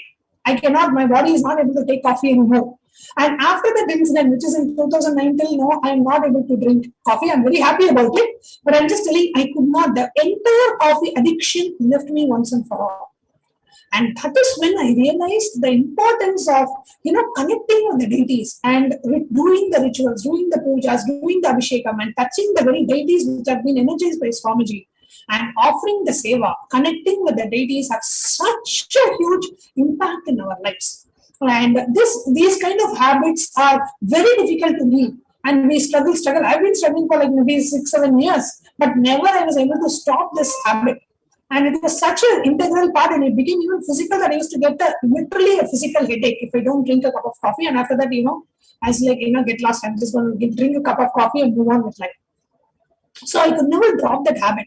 But just by doing the connecting with Paramashiva in the form of rituals and taking care and doing the seva and the puja, that habit completely left me once and for all. Until date, I'm not able to actually have a cup of coffee. So it was such a beautiful experience that I had, and it's just a big trick. Just one day, instead of going through my regular path of having the coffee, the life just made me, Swamiji actually made me go through that, ritual of just performing the temple rituals. And that completely removed the pattern for me once and for all. So connecting with the deities and offering the seva, offering the rituals to the deities heals us, helps us in so many ways which we cannot even understand. So offering of our worship, offering of our sevas, and connecting to the deities and offering our love, gratitude, and devotion goes a long way for us to experience Devi Parashakti, experience our beloved Swamiji. So just wanted to share my personal experience as we get ready to enter into the next segment of what are the different offerings that we have to Devi Parashakti. And joining me in this segment is Ma Amritananda, and both of us together will be sharing this segment. Nithyananda, Ma? Nithyananda? Yes. So I was just sharing my personal experience of the offering my priest services in the temple in Seattle, and how connecting with the deities really helps us in so many different ways. Yes, Ma. It's only when we are exposed to this understanding, this deeper understanding of the deities and the rituals, and after meeting Swamiji, that even as Hindus, we are able to relate with this. So that was such a beautiful sharing that you just shared. And every time we connect with Swamiji, even for me, most of my experiences are from whenever I attend Inner Awakening or programs with Swamiji. And even during these times, like the very first time I attended Inner Awakening, and the diet changes that we made, it became so effortless. So he just makes it so effortless. Absolutely. Anything that we think that is absolutely required, it just drops. So yes. So beautifully said. And even without us realizing that, it is such a big pattern and we have to drop, we don't even realize that what we need to do and the kind of tapas typically people do to overcome such patterns. And Swamiji just removes it just like that, So beautiful, Ma. So let's now get into the various offerings that we have for Devi Parashakti. Yes, so the first offering we have is the e-hundi offering, and this is similar to the hundi offerings in the temples, where we can offer any token of gratitude to the divine when we receive the darshan. So with the e-hundi offerings, you can make any offering of any amount and in multiple currencies. And Devi is described as Bhakti Priya in the Lalita Sahasranama. This verse describes Devi's love for true devotion. Let's look at this verse. Bhakti Priya, Bhakti Gamya, Bhakti Vashya, Bhayapaha, Shambhavi Sharadaradhya, Sharvani Sharmadhaini. And the translation for this verse, it says, Devi is fond of true devotion and is realized through true devotion. She can be won over through true devotion, and she removes all fear. If there's any fear in the minds of the devotee, Devi is sure to remove that fear. It is stated that Devi likes to be worshipped in autumn, and here it is meant the autumn of our lives, when our thoughts turn more and more inwards. the role of the divine is known and understood clearly, the need for Devi worship then becomes stronger. Shambhavi is the consort of Shambhu, Lord Shiva. Sharadaradhya is Devi, who is worshipped by Sharada, Devi Sharada herself, Devi Saraswati. And Sharvani is the wife of Lord Shiva. Linga Purana describes Shiva as Sharva in his earth form.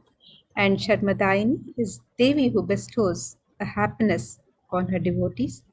So you can make your offering of gratitude and devotion to Devi Parashakti through the e-hundi offerings on the website www.kailasamailer.com/sevas, and you can make this offering in multiple currencies and any amount of your choice.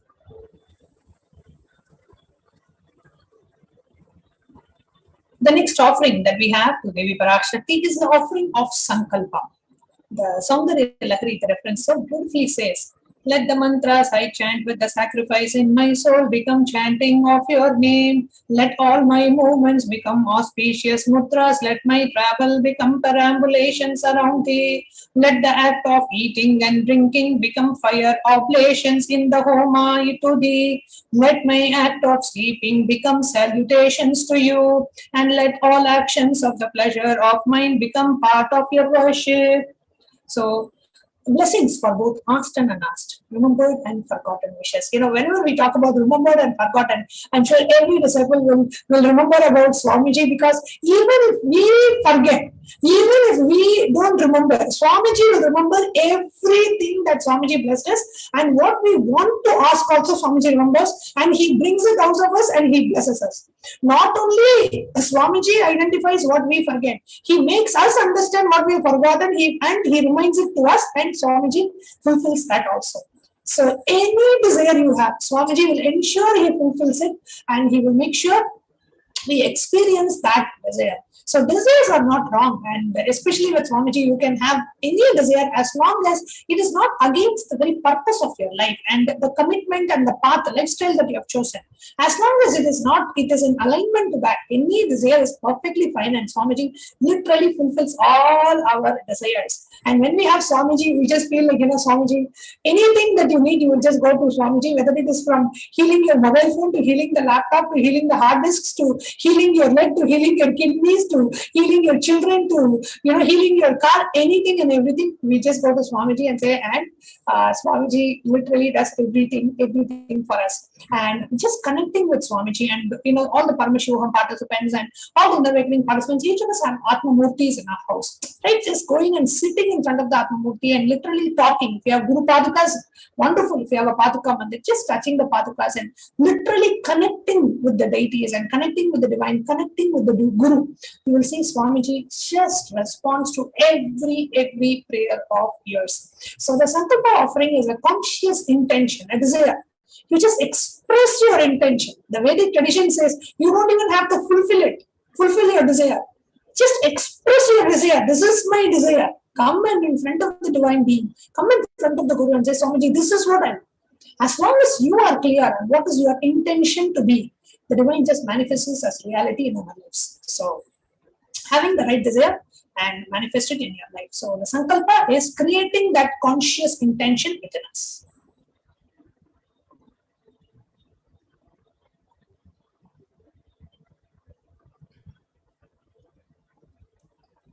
Yes, and the next offering we have is the Devi Sahasranama Swarnakasu, which is the offering of the pure gold coin, where each coin is inscribed with one of the 1008 sacred names of Devi Parashakti. And you can make this offering in 3 different denominations and any number of coins as you wish to offer. And this offering, where each coin is inscribed with one of the 1008 sacred names of Devi Parashakti, the names which describe her Ananta Kalyana Gunas, the very divine qualities of Devi Parashakti.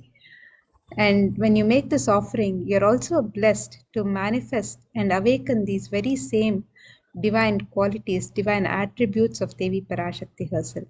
So you can register for this offering on the website www.kailasamailer.com/sevas.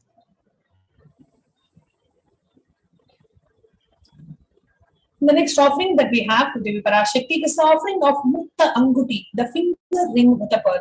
The Devi Suktam so beautifully says, let the goddess who brings good fortune, who is praised by the gods, who is saved by the Devendra, who is praised by the Devas, troubled by the Asuras, who is praised and remembered as devotion to her solves all, who is the source of all good in the world, let that goddess destroy all obstacles.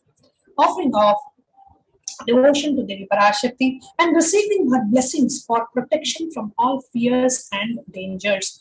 And you can offer the Mukta Anguti, the finger ring with a pearl, which comes in 3 different sizes for $251, $501, and $751.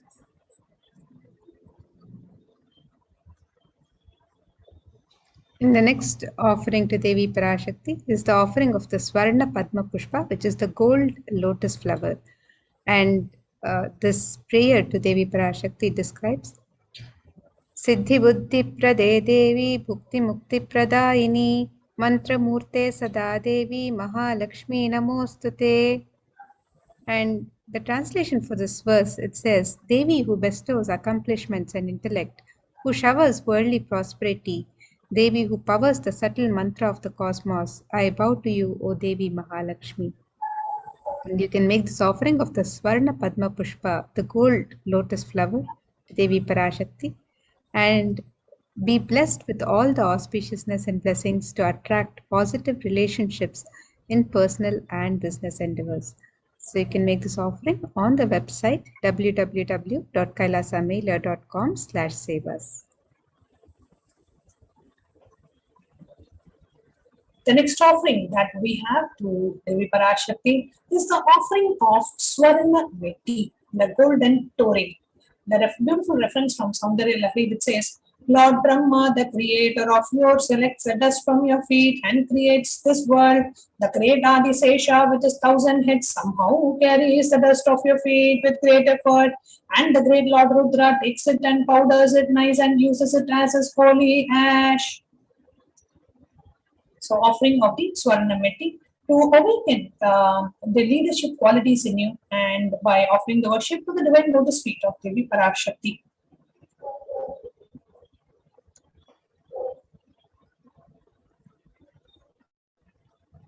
And the next offering to Devi Parashakti is the offering of the Swarna Mangtika, which is the gold hairline jewelry which adorns the crown of Devi Parashakti and which represents the overflowing nectar from the Sahasrara. Devi is described as Sudha Sarabhivarshini in the Lalita Sahasranama Stotra. And this means she who makes the nectar flow from the Sahasrara Chakra, which permeates through all our 72,000 nadis and the Agna Chakra, the third eye, and gives us the ultimate experience of the cosmos. So you can make this offering of the Swarna Mangtika, the gold hairline jewelry, and receive the blessings for an enlightened lifestyle. You can register for this offering on the website www.kailasamailer.com/sevas.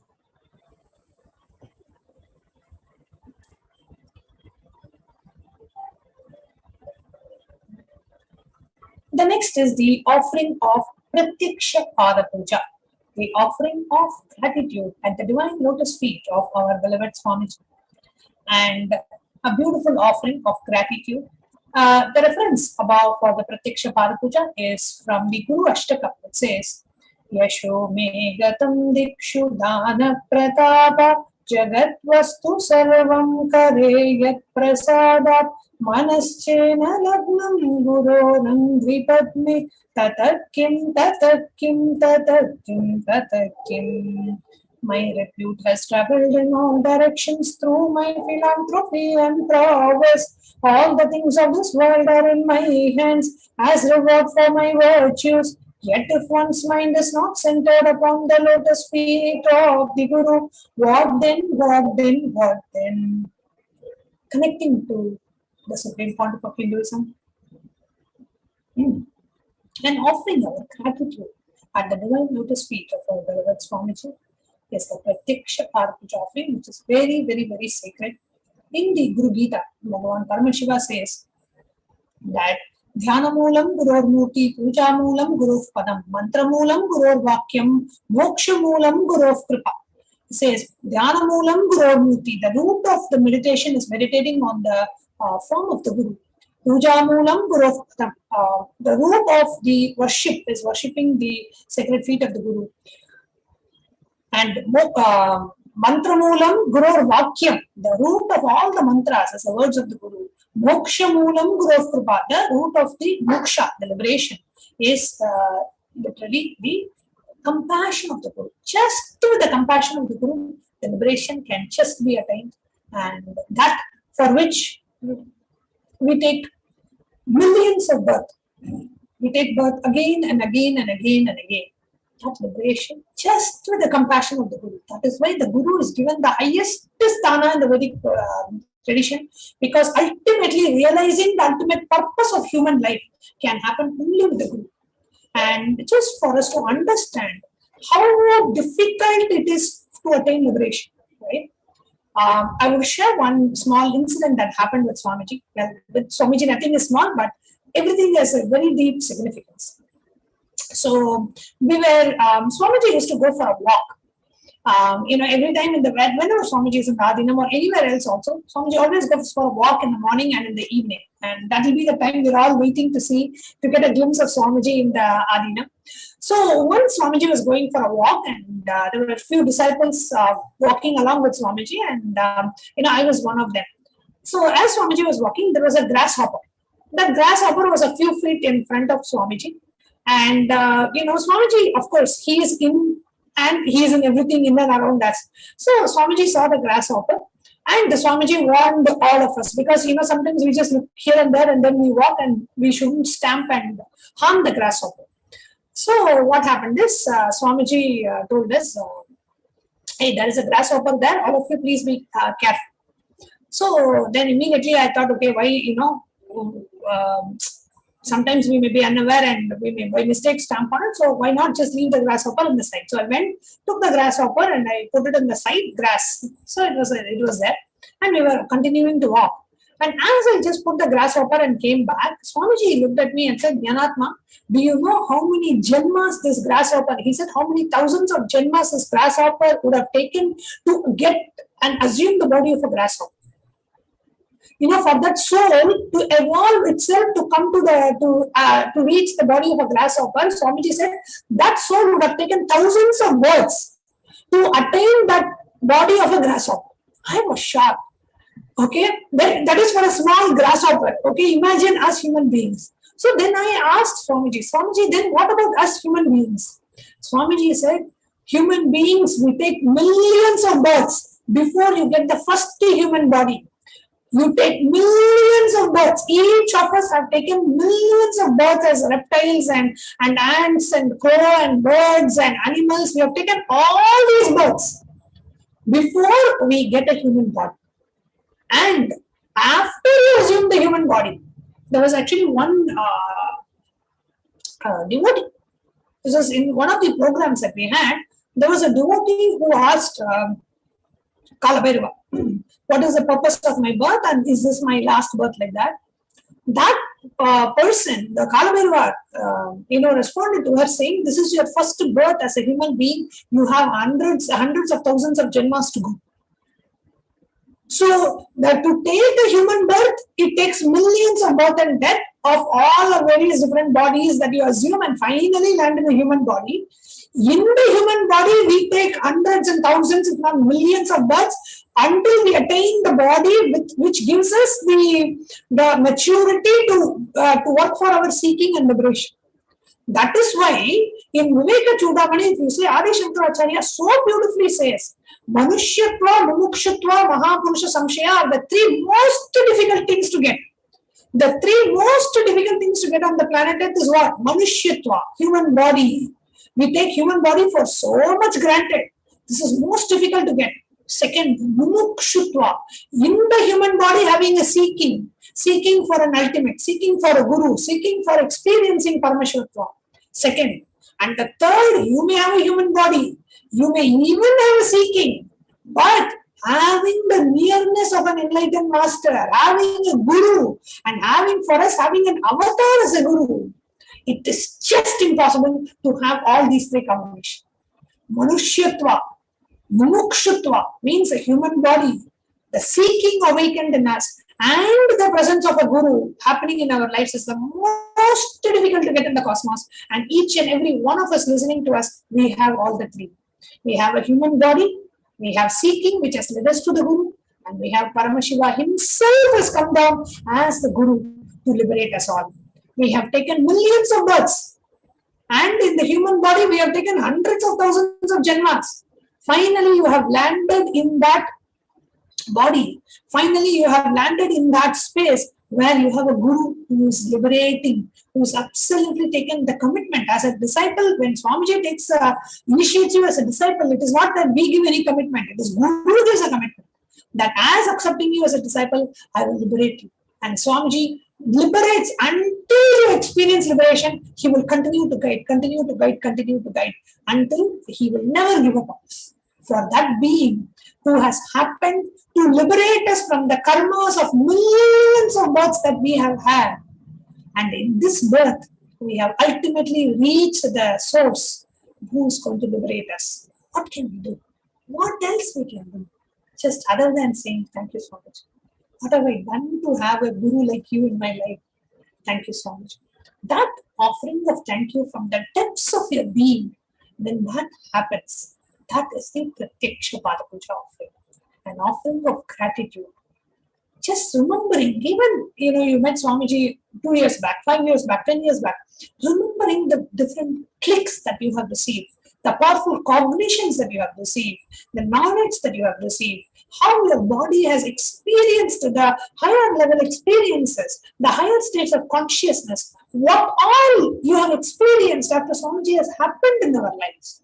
Just remembering each and every one and offering our gratitude at the divine lotus feet of our beloved Swamiji is the sacred Pratyaksha Puja offering.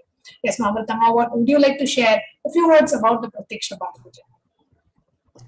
Yes, ma. Actually, as you were sharing about the Sankalpa and how, Swamiji always even when we say asked and unasked, it is Swamiji who gives us this experience. And also the Pratyaksha Pada Puja. I was reminded of my first Pratyaksha Pada Puja with Swamiji. And when he came to US and in 2009, and that was the first time we had the opportunity to be in his presence for the in this lifetime at least. And so the first day we attended a Yoga Sutra discourse, and I was still in that phase where I was not very accepting of going to gurus or asking for something, because we have been brought up in this kind of ambience. So first day when I went, actually they handed me a note to write down a prayer request. I'm like, no, I don't want any note. I'll just go ask directly. So when I went there, that was the first time I experienced. I was totally tongue-tied. I didn't know. I was totally blanked out. I didn't even know what I would have wanted to ask. And Swamiji just put his thumb on the forehead and he said, "Be blissful." And as soon as I walked a few steps, I just burst into tears. Beyond my control, I just burst into tears, and I didn't know why I was crying. I couldn't explain and I couldn't stop. It was a continuous flow and I couldn't stop. So then my husband, Sri Amrita, he came and asked me, "Why are you sitting and crying here? You're in Swamiji's presence, and why are you crying?" And then I said, "I don't know." And then I said, I wanted to ask him something, but he just said, "Be blissful." And I walked off. I couldn't even ask him anything. So then he was like, I gave you a note to write down your prayer. You didn't write down. So then why are you crying about it? So then next day we were attending a Kalpataru program, and we happened to register for the Pratyaksha Pada Puja, and that was the first Pratyaksha Pada Puja. And after the Pratyaksha Pada Puja, and actually before the Pratyaksha Pada Puja, again Sri Amrita had given me a note to write down my prayer, and I had written it down and folded it. So now I have learned my lesson to not go without a prayer note. So I wrote it down and I had it in my hand. Then after the Pratyaksha Pada Puja, we went for the darshan. And again, Swamiji blessed, and I still have the note in my hand folded. And Swamiji blessed, and I totally forgot that I even had, I had the note in my hand. Again, I was blanked out. So then he asked me, "Do you want to ask something?" On the second day, he asked me, and then I said, "Yes, Swamiji," and I gave him the note. So like that, even the asked and unasked, like you said, it is he who reminds us, he who knows the depth of our desires, the depth of our being, and continuously reminds us what our seeking is. He is the one who even puts the seeking in us. So really, we are so fortunate to have the Guru happening in our lives when we are in the human body. He is here to guide us, and that first experience of Pratyaksha Pada Puja also was so beautiful. That was the time I was personally able to experience Swamiji as the cosmic mother, as Devi herself. So anyone wanting to just, experience this same space, I would say just definitely register for the Pratyaksha Pada Puja immediately. It is one experience not to be missed in any disciple's life. It is too precious and has to be experienced. Yes, Ma. So I just wanted to share that. So beautifully shared, Ma. Just experiencing the Guru and experiencing, what Swamiji gives us by accepting the Pratyaksha Pada Puja. He fulfills our desires. Pratyaksha Pada Puja is not for Swamiji. Pratyaksha Pada Puja is for us. And one of our viewers is asking, too much bliss can be troublesome at times. Absolutely not, Ma. There is nothing called too much bliss. It only expands us more and more and more and more. And what one of our viewers is asking reminds me of, a question, a dialogue between Ramakrishna and Vivekananda, which Swamiji had shared. Ramakrishna once asks Vivekananda, if you were an ant and if there was a cup of honey, what would you do? He says, I will just stand on the rim of that tumbler and just touch the honey and just sip the honey there. And Ramakrishna asks, why don't you just jump in the in the ocean of in the cup of honey? He says, what if I die? And then Ramakrishna says that honey, like in Amrita, he says not honey, Amrita. He says, will an ant ever die in Amrita? Right? Amrita is what? A drink of immortality. So even if you jump inside, you won't die. So it is like that. That there is nothing called too much bliss. It is just explodes inside of us more and more and more and more. And there's absolutely no troublesome. It's just too much joy. And the more and more we walk into the path with the Guru, it is just it's a very beautiful experience, a relationship, and it's a very intimate relationship that you experience as a Guru disciple. How the Guru guides you in every step of the way. And if we just look at the Mahabharata war and how Krishna is responsible for Pandava's winning. Nothing. It has nothing to do with Arjuna's great bowing skills or Bhima's great Gadayuddha skills. All that, yes. No doubt about Arjuna being the greatest archer and the Bhima being the greatest Gadayuddha shield wielder and all that. No doubt. But they did not win the war because of that. They won the war because they followed what Arjuna told. So what Bhagavan Shri Krishna told, every step of the way, whatever Krishna guided, they just did. That is the reason for the success. Just like that, when you have the Guru guiding you in every step of the way, that is a sure shot for success. So having the Guru and just being guided by the Guru from the inside and from the outside is the biggest gift that we as human beings can get. And we have Paramashiva living with us, just melting in gratitude. Thank you, Swamiji. Thank you for happening. We could have lived one more life, without the Guru and wandering aimlessly, and just running after family and a job and regular things that we have done millions of births before and in so many different bodies and in so many different lives. One more life would have gone like that. But here comes the Guru to save us, protect us all, and to ultimately liberate us. So, offering of the Pratyaksha Pada Puja, every disciple, every devotee, do not miss this opportunity. And there is nothing that can stop you from offering the Pratyaksha Pada Puja once you decide. It is just your decision. Even if you do not have, let's say, $1,008 to be able to offer, just pray. We have Paramashiva ready to give his boons. Just pray saying, Swamiji, I have to offer, you have to somehow manifest things for me, and Swamiji will do it for you. So he never denies sincere devotee's request. So just pray and register for the Pratyaksha Pada Puja.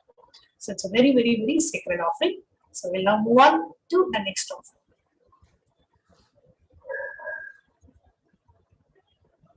Yes, and the next offering is the offering of the Vastra Seva, which is the offering of the sacred cloth to Guru.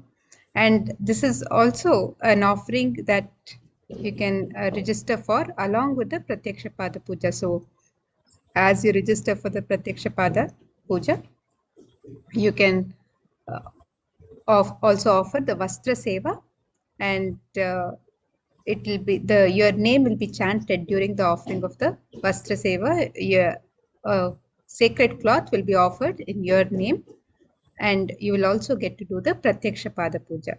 So you can register for this offering of the Vastra Seva also along with the Pratyaksha Pada Puja, and you can register on the website www.kailasamailer.com/sevas. And this is a traditional offering which bestows one with the sweetest path to enlightenment and complete protection. So you can register for this offering on the website. The next offering is the various offerings that we have shared with you so far, the E-Hundi offering, the Sankalpa offering, which is just $1 per person, the Sahasra Nama Swarna Tasu, which is the gold coin offering, which comes in 3 different sizes, the Mutta Anguti, the finger ring with a pearl, which also comes in 3 different sizes. You can offer whichever one you want. The Swarna Padma Pushpa, the golden lotus offering, comes in 3 different sizes. The Swarna Miti, the golden clothing, the Swarna Mantika, the golden hairline jewelry, the Pratyaksha Pada Puja, the offering of gratitude, and the Vastra Seva, the offering of the cloth. So these are the various offerings that we have for Devi Parashakti. And you can go ahead and register by visiting the website www.kailasamailer.com/sevas. Even if you have just an intention to offer, means you do not have the money to go ahead and pay right now, but you really want to do, then we have a suggestion for you also is you can go ahead and do the step 1. Step 1 is just intention. You submit your intention saying, I want to do, and you receive Swamiji's blessings. Step 2 is where you actually go ahead and do the payment, and step 3 is after the payment you fill the confirmation. So yes, we have the links from step 2. So you have the E-Hundi offerings, which you can offer in multiple currencies: the US dollar, Australian dollar, New Zealand dollar, Canadian dollar, Euro, Indian rupees, Singaporean dollar, Malaysian ringgit, Great Britain pound, and Chinese yen. And you can make this offering in any amount and in any of the currencies. And the ornaments and sevas, you can make the offering on this website, where you can offer the Sankalpa chanting, the Devi Sahasranama Swarna Kasu in 3 denominations, the Mukta Anguti in 3 different sizes, the Swarna Padma Pushpa, the gold lotus flower in 3 different sizes, the Swarna Metti, which is the gold toe ring to adorn the sacred lotus feet of Devi Parashakti, the Swarna Mangtika, the gold hairline jewelry, the Pratyaksha Pada Puja, the Vastra Seva, and any of the traditional offerings and sevas to Devi Parashakti. You can make the offerings on the website www.kailasamailer.com/sevas. And once you've made your offerings, also you can fill out the Sankalpa details. The Sankalpa details are your name and the names of your family members to be chanted during the offering of the pujas and the rituals to Devi Parashakti. So you can fill out the form on step 3. So these are the various offerings and of ornaments and sevas that you can offer to Devi Parashakti during the darshan today as we receive the darshan of Devi Parashakti. And with that, we come to the conclusion of today's segment. And before we conclude, we just wanted to share a very, very, very important announcement. On the 14th of December, which is just a couple of days from now, we have the very, very, very special event. We have the 14th of December, KAILASA is celebrating the Jayanti, the day when Bhagavad Gita was delivered to the world by none other than the Purnavatara Bhagavan Sri Krishna. So on the day when Bhagavad Gita was delivered to the world 5,000 years back, Bhagavan Sri Krishna revealed the Vishwarupa Darshan, his divine cosmic form, to Arjuna and gave him the experience of the cosmic consciousness.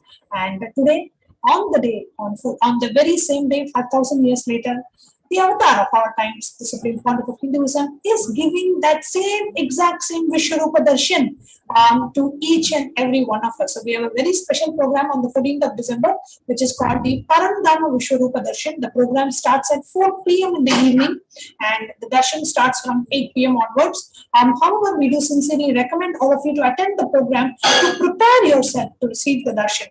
Even if you see in Bhagavad Gita, Krishna prepared Arjuna for 10 chapters, and only the 11th chapter is the Vishwarupa Darshan. So we need to be prepared to be able to behold that beautiful cosmic form of Bhagavan Parandama. So we are all so blessed. Because if at all you have read the chapter 14, the 11th chapter of Bhagavad Gita, you always feel, how would it have been if I had the darshan of the cosmic form?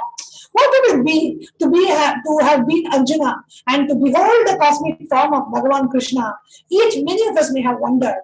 To answer our prayers and to shower us with the boons, here comes the Supreme Pontiff of Hinduism giving us the Parandama Vishwarupa Darshan, the beautiful divine form, the cosmic form of Bhagavan Parandama. And we are all so blessed. We don't know what we have done to be able to catch the glimpse, the Vishwarupa of the Supreme Pontiff of Hinduism. So it's a very, very, very beautiful,